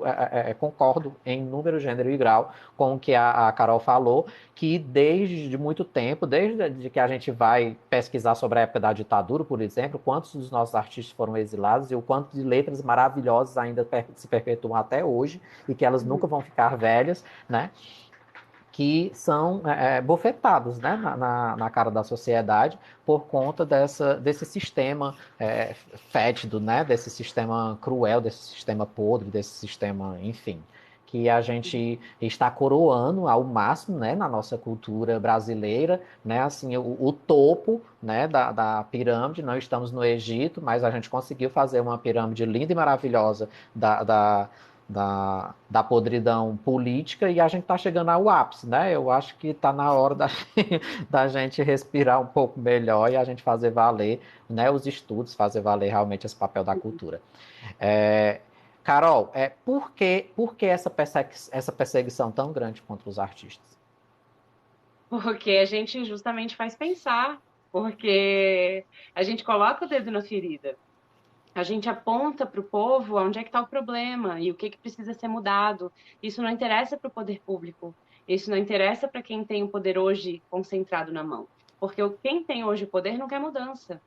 Então, todo esse papo, por exemplo, de dizer, eu não sou racista, é justamente para manter o status quo como ele está. Entende? Porque se você não assume que você faz parte do problema, você não assume que você tem privilégios dentro de um sistema racista, você está só colaborando para que ele se mantenha exatamente como está. E isso é bom para quem? Para você. Olha só. Então, se nós, já que temos uma percepção um pouco maior, e muita gente realmente se acredita como não racista, né? Se essas pessoas já batalham por si dentro do sistema, imagina quem realmente tem poder. Imagina os grandes empresários, os bilionários, sabe? A galera que está rindo da nossa cara agora, entende? Essas pessoas não querem mudança. Essas pessoas querem que as coisas fiquem exatamente como está. E os artistas, os jornalistas, os bons jornalistas, né, são catalisadores dessas mudanças. E os caras não querem isso. Então, o fazer pensar é um problema para o status quo. Por isso que a escola é como ela é. Por isso que é aquela coisa uniforme, todo mundo sentado na carteira, olhando para frente, sim senhor, não senhor, que é uma coisa que já vem de muito tempo, é um formato muito antiquado, mas ele serve justamente para esse propósito, fazer operários, manter as pessoas sob controle, não Obedeça à hierarquia, né? obedecer a hierarquia, exatamente. Obedeça a hierarquia, não pense e continue apertando o botão enquanto eu fico milionário e vou para as Ilhas Virgens, sabe?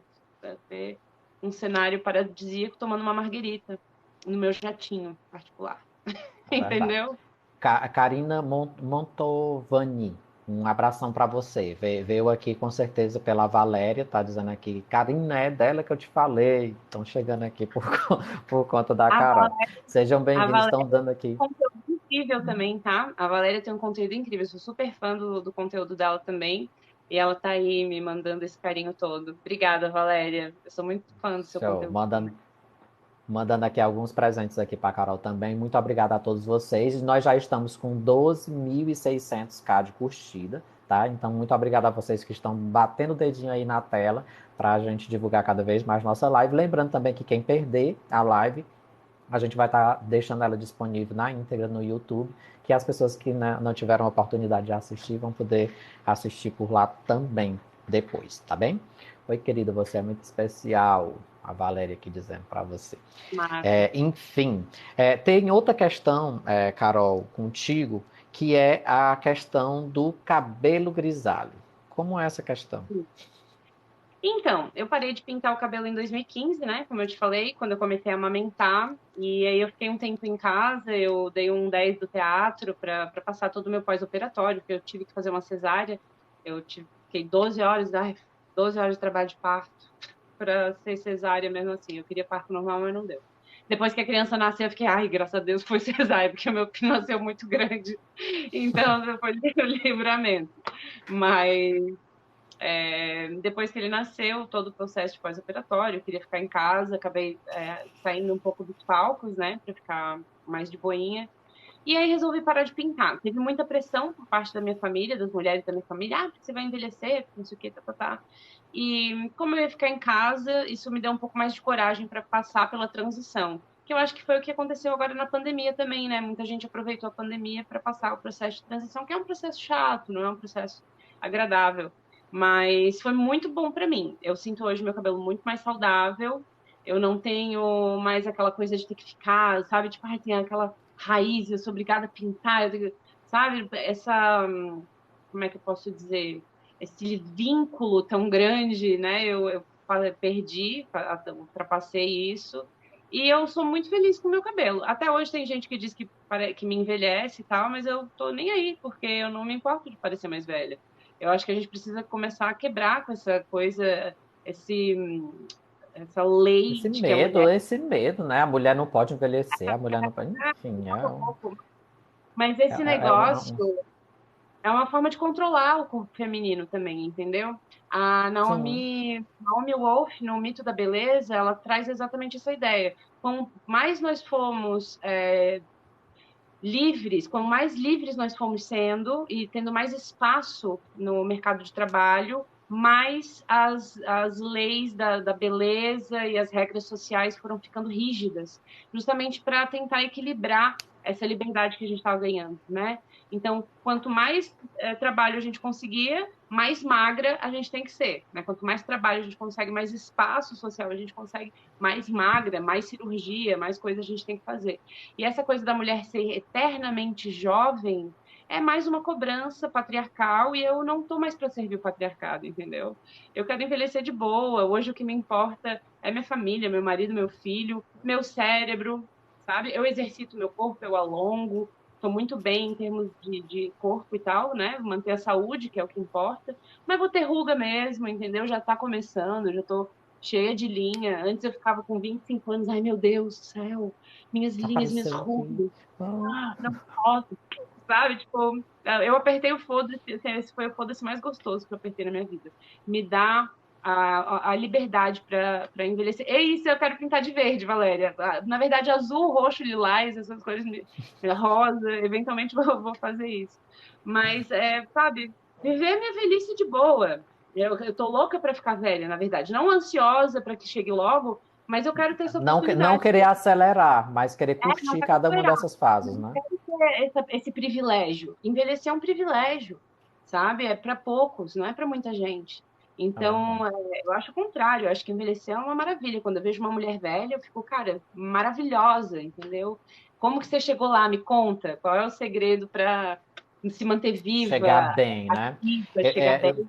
eu escutando você falando, Carol, aí, uma das teorias que eu levo, né, de vida, para mim, a gente até comentou a questão algumas respostas que a Xuxa fala, né, sobre essa questão, né, do cabelo, do seu cabelo ralinho, seu cabelo curto, você tá com ruga, por que é que não faz plástica, por que é que não faz botox, enfim, ela tem condição para isso, né? Mas é uma das coisas que ela fala, eu não quero me prender a isso, eu quero envelhecer, eu tô envelhecendo, eu não sou mais a Xuxa, né, dos anos 80, não sou a Xuxa dos anos 90 que vocês viram, não. Eu vou ter esse meu direito de envelhecer, sim, né? Mas uma das coisas que eu acho mais massa na questão que você falou aí muito bem, que é a gente estar bem mentalmente. A saúde mental nunca foi algo tão precioso e está sendo retratado cada vez mais nesses últimos tempos quanto, né, na atualidade, até principalmente por conta dessa questão da pandemia. Muita gente aí pirou na batatinha porque teve que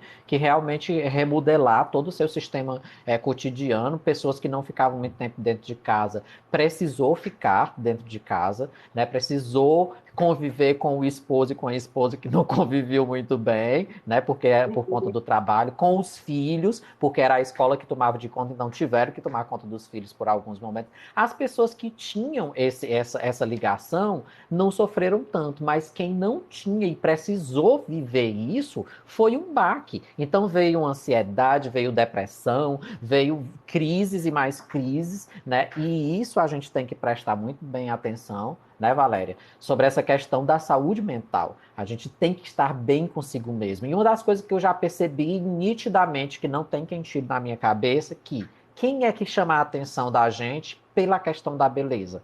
São pessoas com a saúde mental legal, são as pessoas que se respeitam e se amam, e as pessoas que estão seguras de si. Elas chamam atenção absurda para as outras pessoas, porque elas não estão seguindo aquilo que está sendo imposto, então ela não vive insegura. E aquela segurança para ela, tanto faz você estar dizendo que ela está bem ou que não está, aquilo encanta. Então ela se torna bonita do jeito que ela é. Né? Então a gente tem que prestar muita atenção nessas coisas de viver cada fase da vida da gente da melhor maneira possível, intensamente, né, para realmente a gente exalar, né, essa energia positiva para todas as pessoas que estão ao nosso redor, né? E a última pergunta que eu tinha colocado aqui para ti, a gente até ultrapassou um pouquinho do horário, mas eu te disse que o papo ia ser tão gostoso que a gente não ia ver o tempo passar.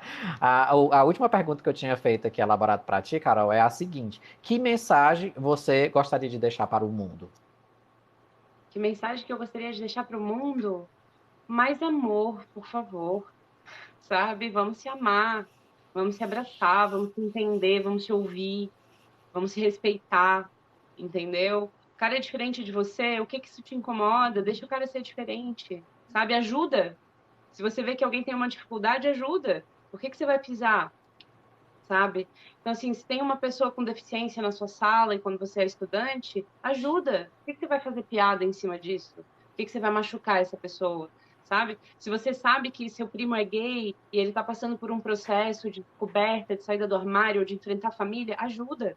Dá a mão, enfrenta junto, sabe? Se coloca na frente dele, manda os outros calar a boca por ele. Se você é uma pessoa branca e tem privilégios, utiliza seu privilégio em função de combater o racismo, sabe? Dá voz para essas pessoas. Consuma produtos de pessoas pretas, consuma produto de pessoas trans, consuma pessoas marginalizadas, sabe? Mais amor. O mundo precisa de mais amor, gente. É É, verdade. Eu vou deixar, gente, só duas pessoas. Laila, se for possível, pede pra tu entrar aí, se der pra tu entrar. Eu vou deixar só duas pessoas na janelinha, porque o tempo já tá estourando da Carol aqui, e a gente entende muito bem sobre isso, mas tá um papo tão bom que a gente tá à vontade de prender ela por aqui e não deixar ela sair.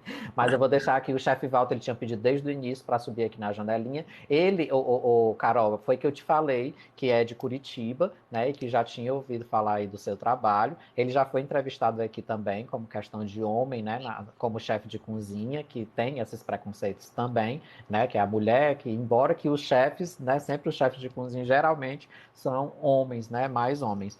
Mas a gente teve um bate-papo bem legal. Chefe, o que foi que você achou da nossa entrevista de hoje? O que é que você gostaria de falar para Carol? Olha, Carol, quando você falou sobre o problema da sua mãe, dela ter adquirido ser soro positivo, quando eu trabalhei com navio, eu fui para a Itália, falo italiano também. Depois do terceiro ano, 2007, 2008, 2009, 2010, a hora que eu fui assumir de novo, misturou um monte de bolha no corpo. Aí, com infectologista, pensei que é AIDS, né, por ser homossexual, né? É AIDS e não sei o quê, família preocupada, minha família é grande e tudo mais.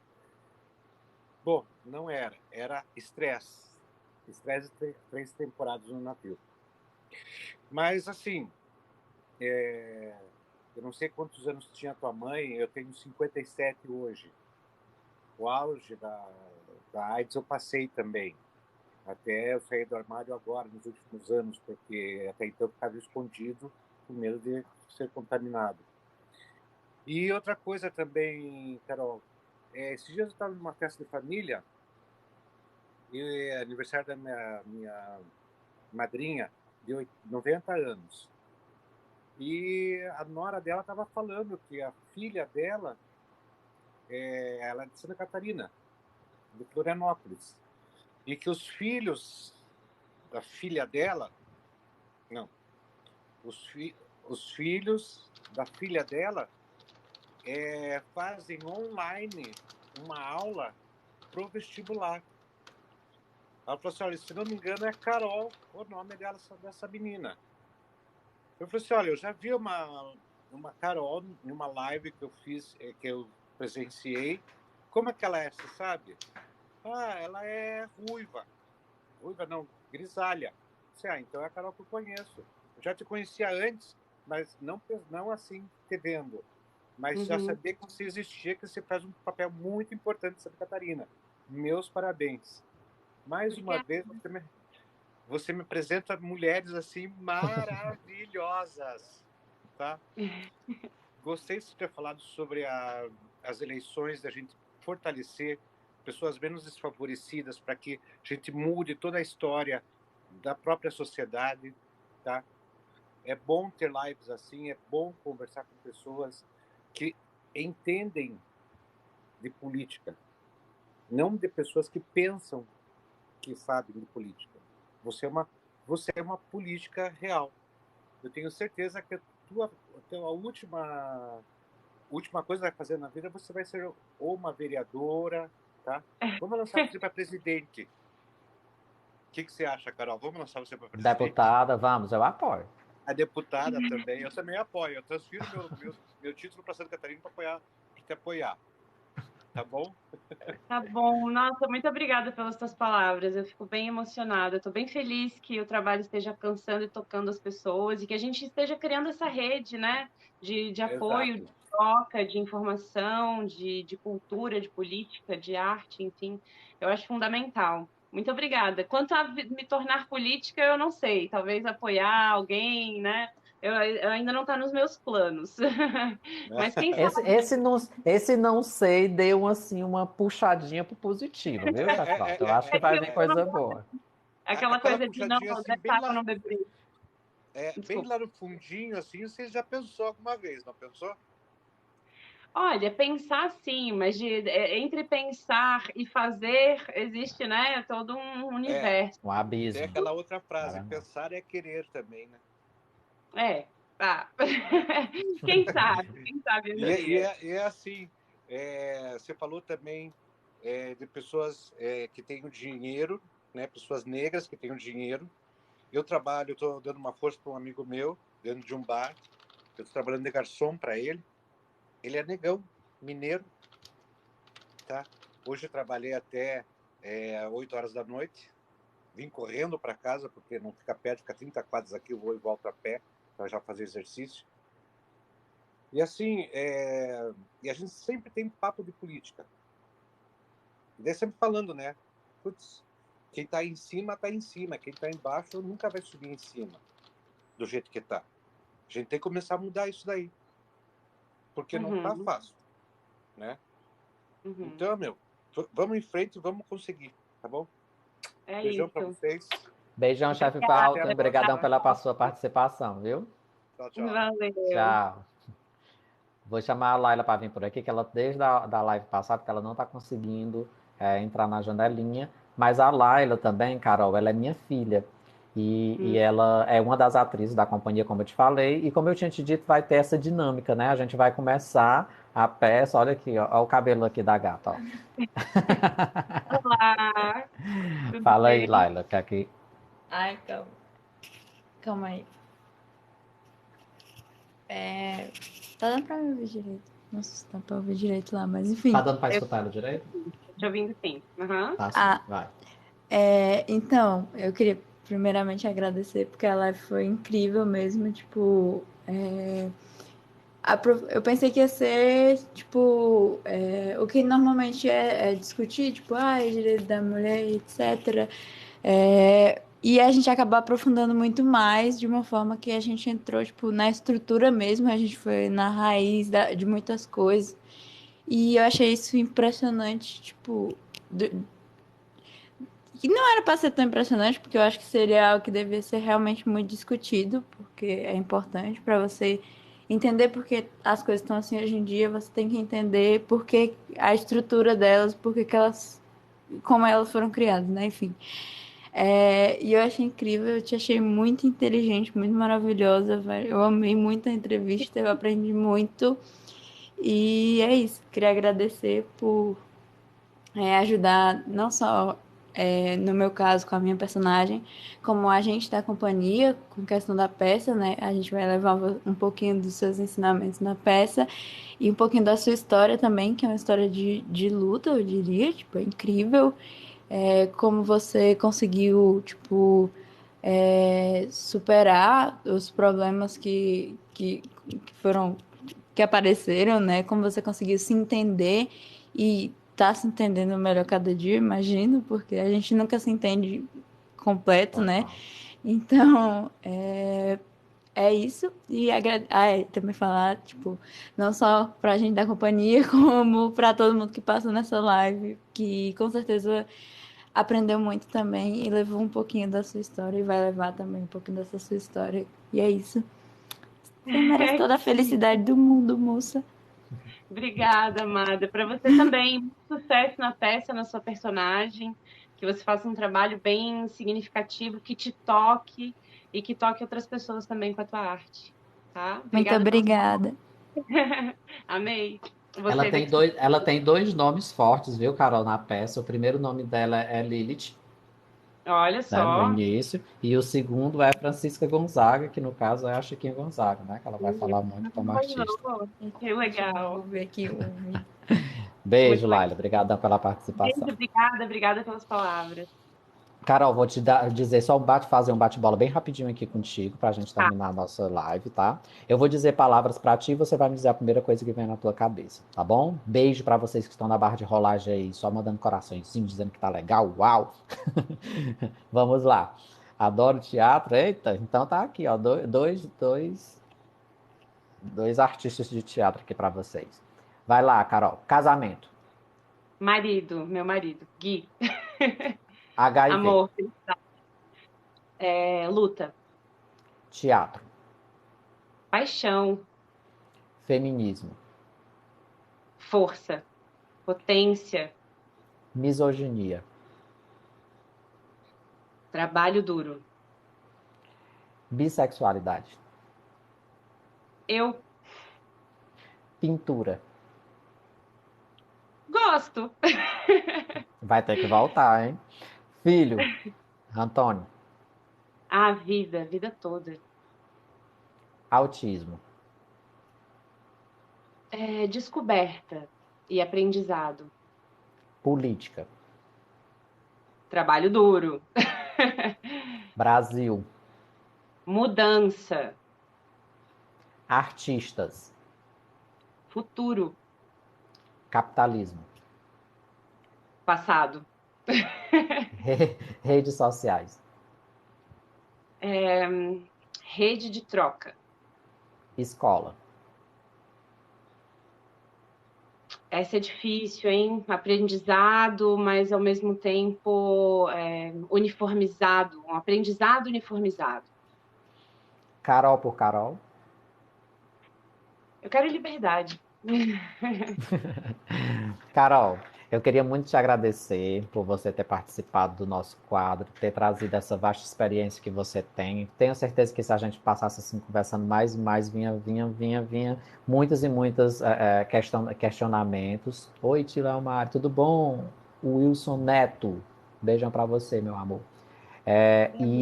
Sim, o que eu tenho para dizer para você é realmente agradecer por este momento, né, por você ter aceitado participar desse nosso quadro, desse nosso projeto. Tenho certeza que ajudou muito, né, não só a Ana Laila, mas várias pessoas que estão aqui na barra de rolagem, várias pessoas que vão assistir depois pelo canal Novas Pessoas, Novas Ideias no YouTube. E que você continue com esse trabalho maravilhoso que você faz. Tenho certeza que não só no teatro, mas dentro da sala de aula também, tentando romper esses paradigmas das carteiras, né, uma atrás da outra, mas levando um pouco da sua essência para que eles sejam seres pensantes e críticos, né, tanto aí na questão da gramática como na redação, que dá para a gente explorar vários e vários assuntos. É muito legal a gente ver o que eles têm na cabeça, a gente percebe muito do universo deles, né, como eu te contei que eu já fui professor também, né, de produção textual. Através da escrita deles, a gente percebe muito do que eles passam interiormente, dentro de casa, né, no convívio social deles, e a gente consegue captar muito essa essência através do que eles escrevem. E você sempre se mostra muito autêntica, muito original, muito dona de si.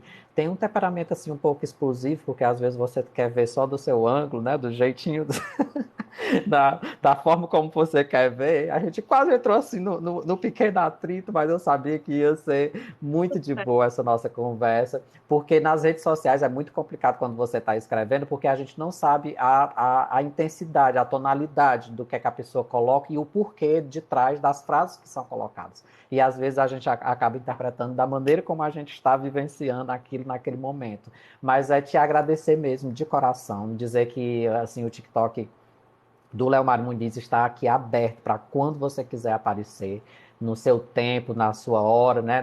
Acaba de aparecer aqui também a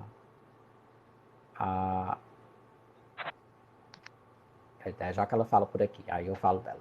E aí, e te agradecer muito por esse momento. Eu acho que sempre é muito vantajoso a gente estar abrindo as nossas redes sociais para algo de conteúdo, sair dessas futilidades, sair só para a questão de visualizar corpo, de visualizar dancinha tendenciosa, enfim, algumas coisas que, embora que a gente respeite, que tem a clientela para isso, né, que usam as redes sociais em busca disso, mas a gente levar também essa questão da informação, essa questão da criticidade, essa questão histórica, essa questão social, essa questão política, que é o que a gente vive. A gente é o que é hoje e a gente passa pelo que passa hoje por conta de todas essas histórias vivenciadas por outras pessoas que vieram antes da gente, que já lutaram tanto, né, e que deram suas vidas para que as coisas estivessem da forma que estão, embora que engatinhando, né, com passos não muito acelerados, mas que a gente continue esse trabalho de processo de luta, de transformação, para que as futuras gerações tenham mais essa liberdade, que é o que você anseia,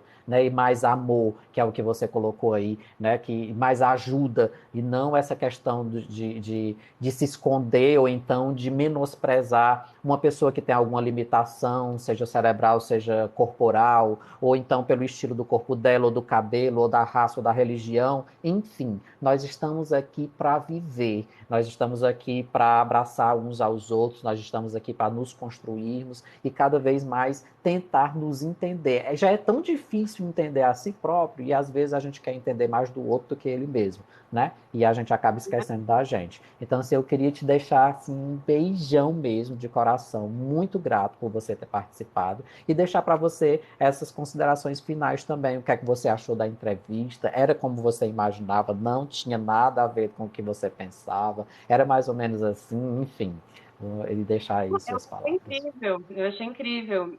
A galera também participou bastante, né? eu gosto muito de trocar essas ideias. É uma pena que normalmente nesse horário eu já estou um pouquinho mais cansada. Se a gente tivesse de manhã, talvez até seja bom, porque talvez de manhã eu tivesse muito pipoca demais, porque eu tenho muita energia de manhã cedo. Eu virei uma pessoa muito diurna depois do meu filho.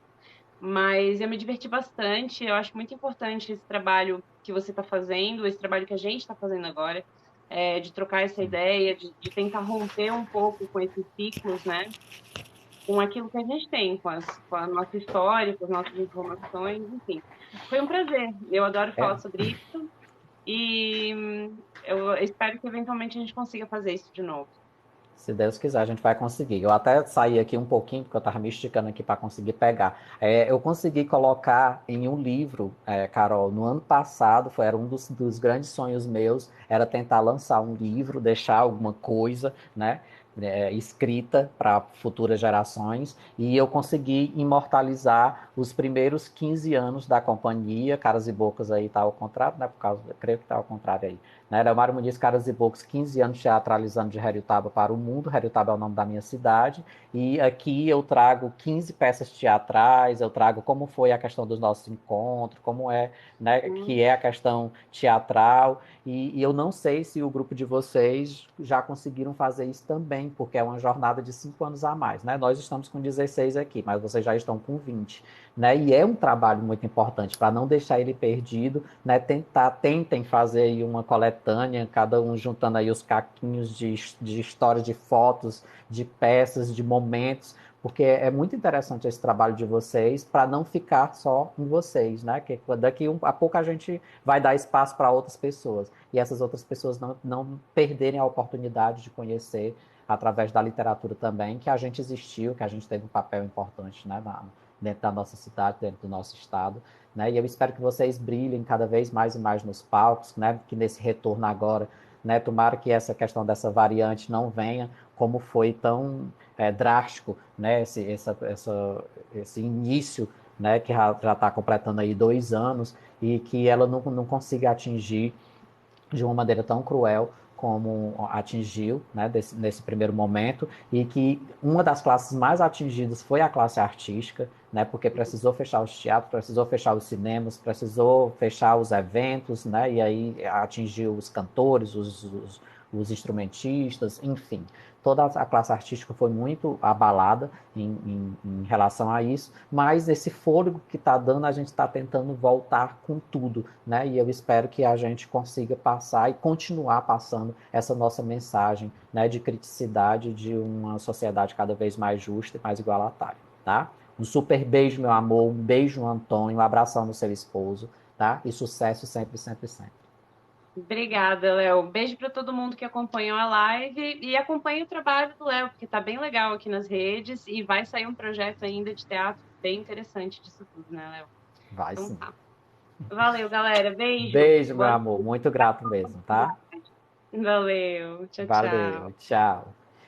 Gente, um super abraço para vocês. Hoje a gente conversou a Ana Carolina Bittencourt Parker, ela que é da cidade de São José, do estado de Santa Catarina, que é atriz, que é feminista, que é mãe, né, tem um filho autista, né, já casada já há 8 anos, enfim, a gente conversou sobre várias coisas altamente importantes e pertinentes no âmbito, né, social e político, né, e são exatamente dessas pessoas que a gente precisa, né, estar cercado para a gente cada vez mais estar mostrando o nosso trabalho de uma maneira mais sólida, né, ter pessoas inteligentes. É muito bom a gente estar conversando com pessoas de artes, com pessoas da educação, e ela tem essas duas vertentes. Então, o que a gente deseja realmente é que seja tudo muito próspero, né? Logicamente que na medida do que é para se receber, né? Do que a gente, na medida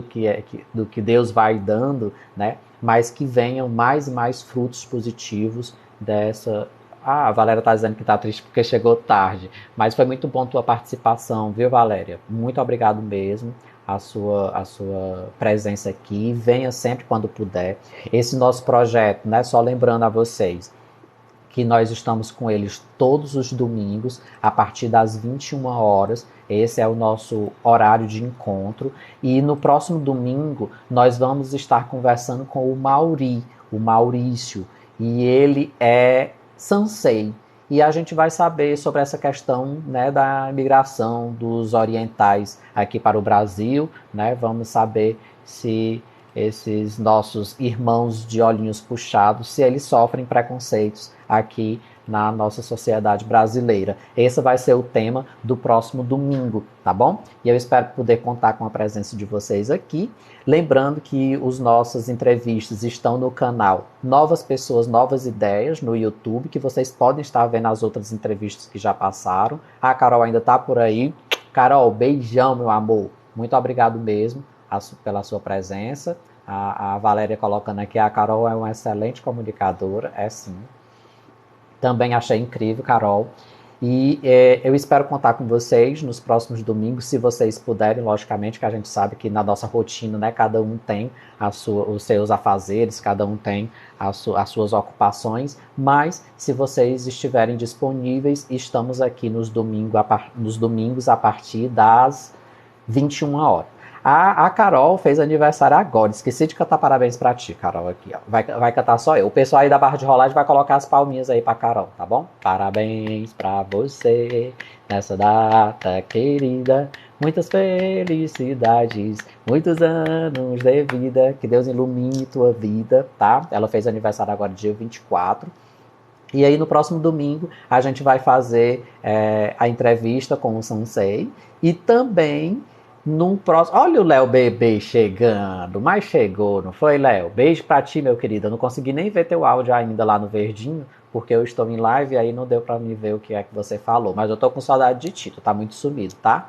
Beijão. Falei de ti hoje pela manhã com a Vivi. Abri uma live hoje pela manhã e ela tava perguntando se você tava bem.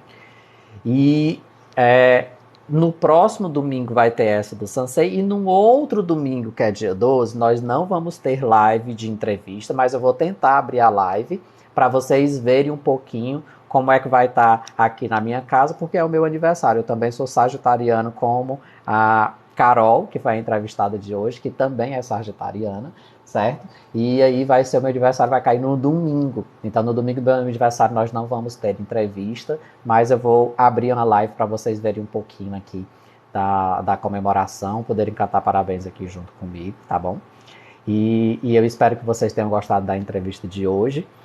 E a gente se encontra no próximo domingo, se Deus quiser, falando sobre o tema Sansei, como é a questão dos orientais aqui no Brasil. Será que eles sofrem preconceitos? Um super beijo para todos vocês que estão até agora. Rosa Sabino, Laila, Léo, um super abração para vocês. Deus abençoe. Valéria também.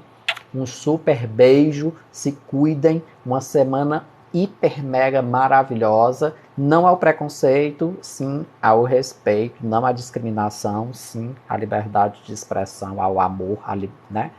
A ajuda, né? A tudo de bom para os nossos semelhantes, para o nosso próximo. Tchau, até o próximo domingo, se Deus quiser. Valeu!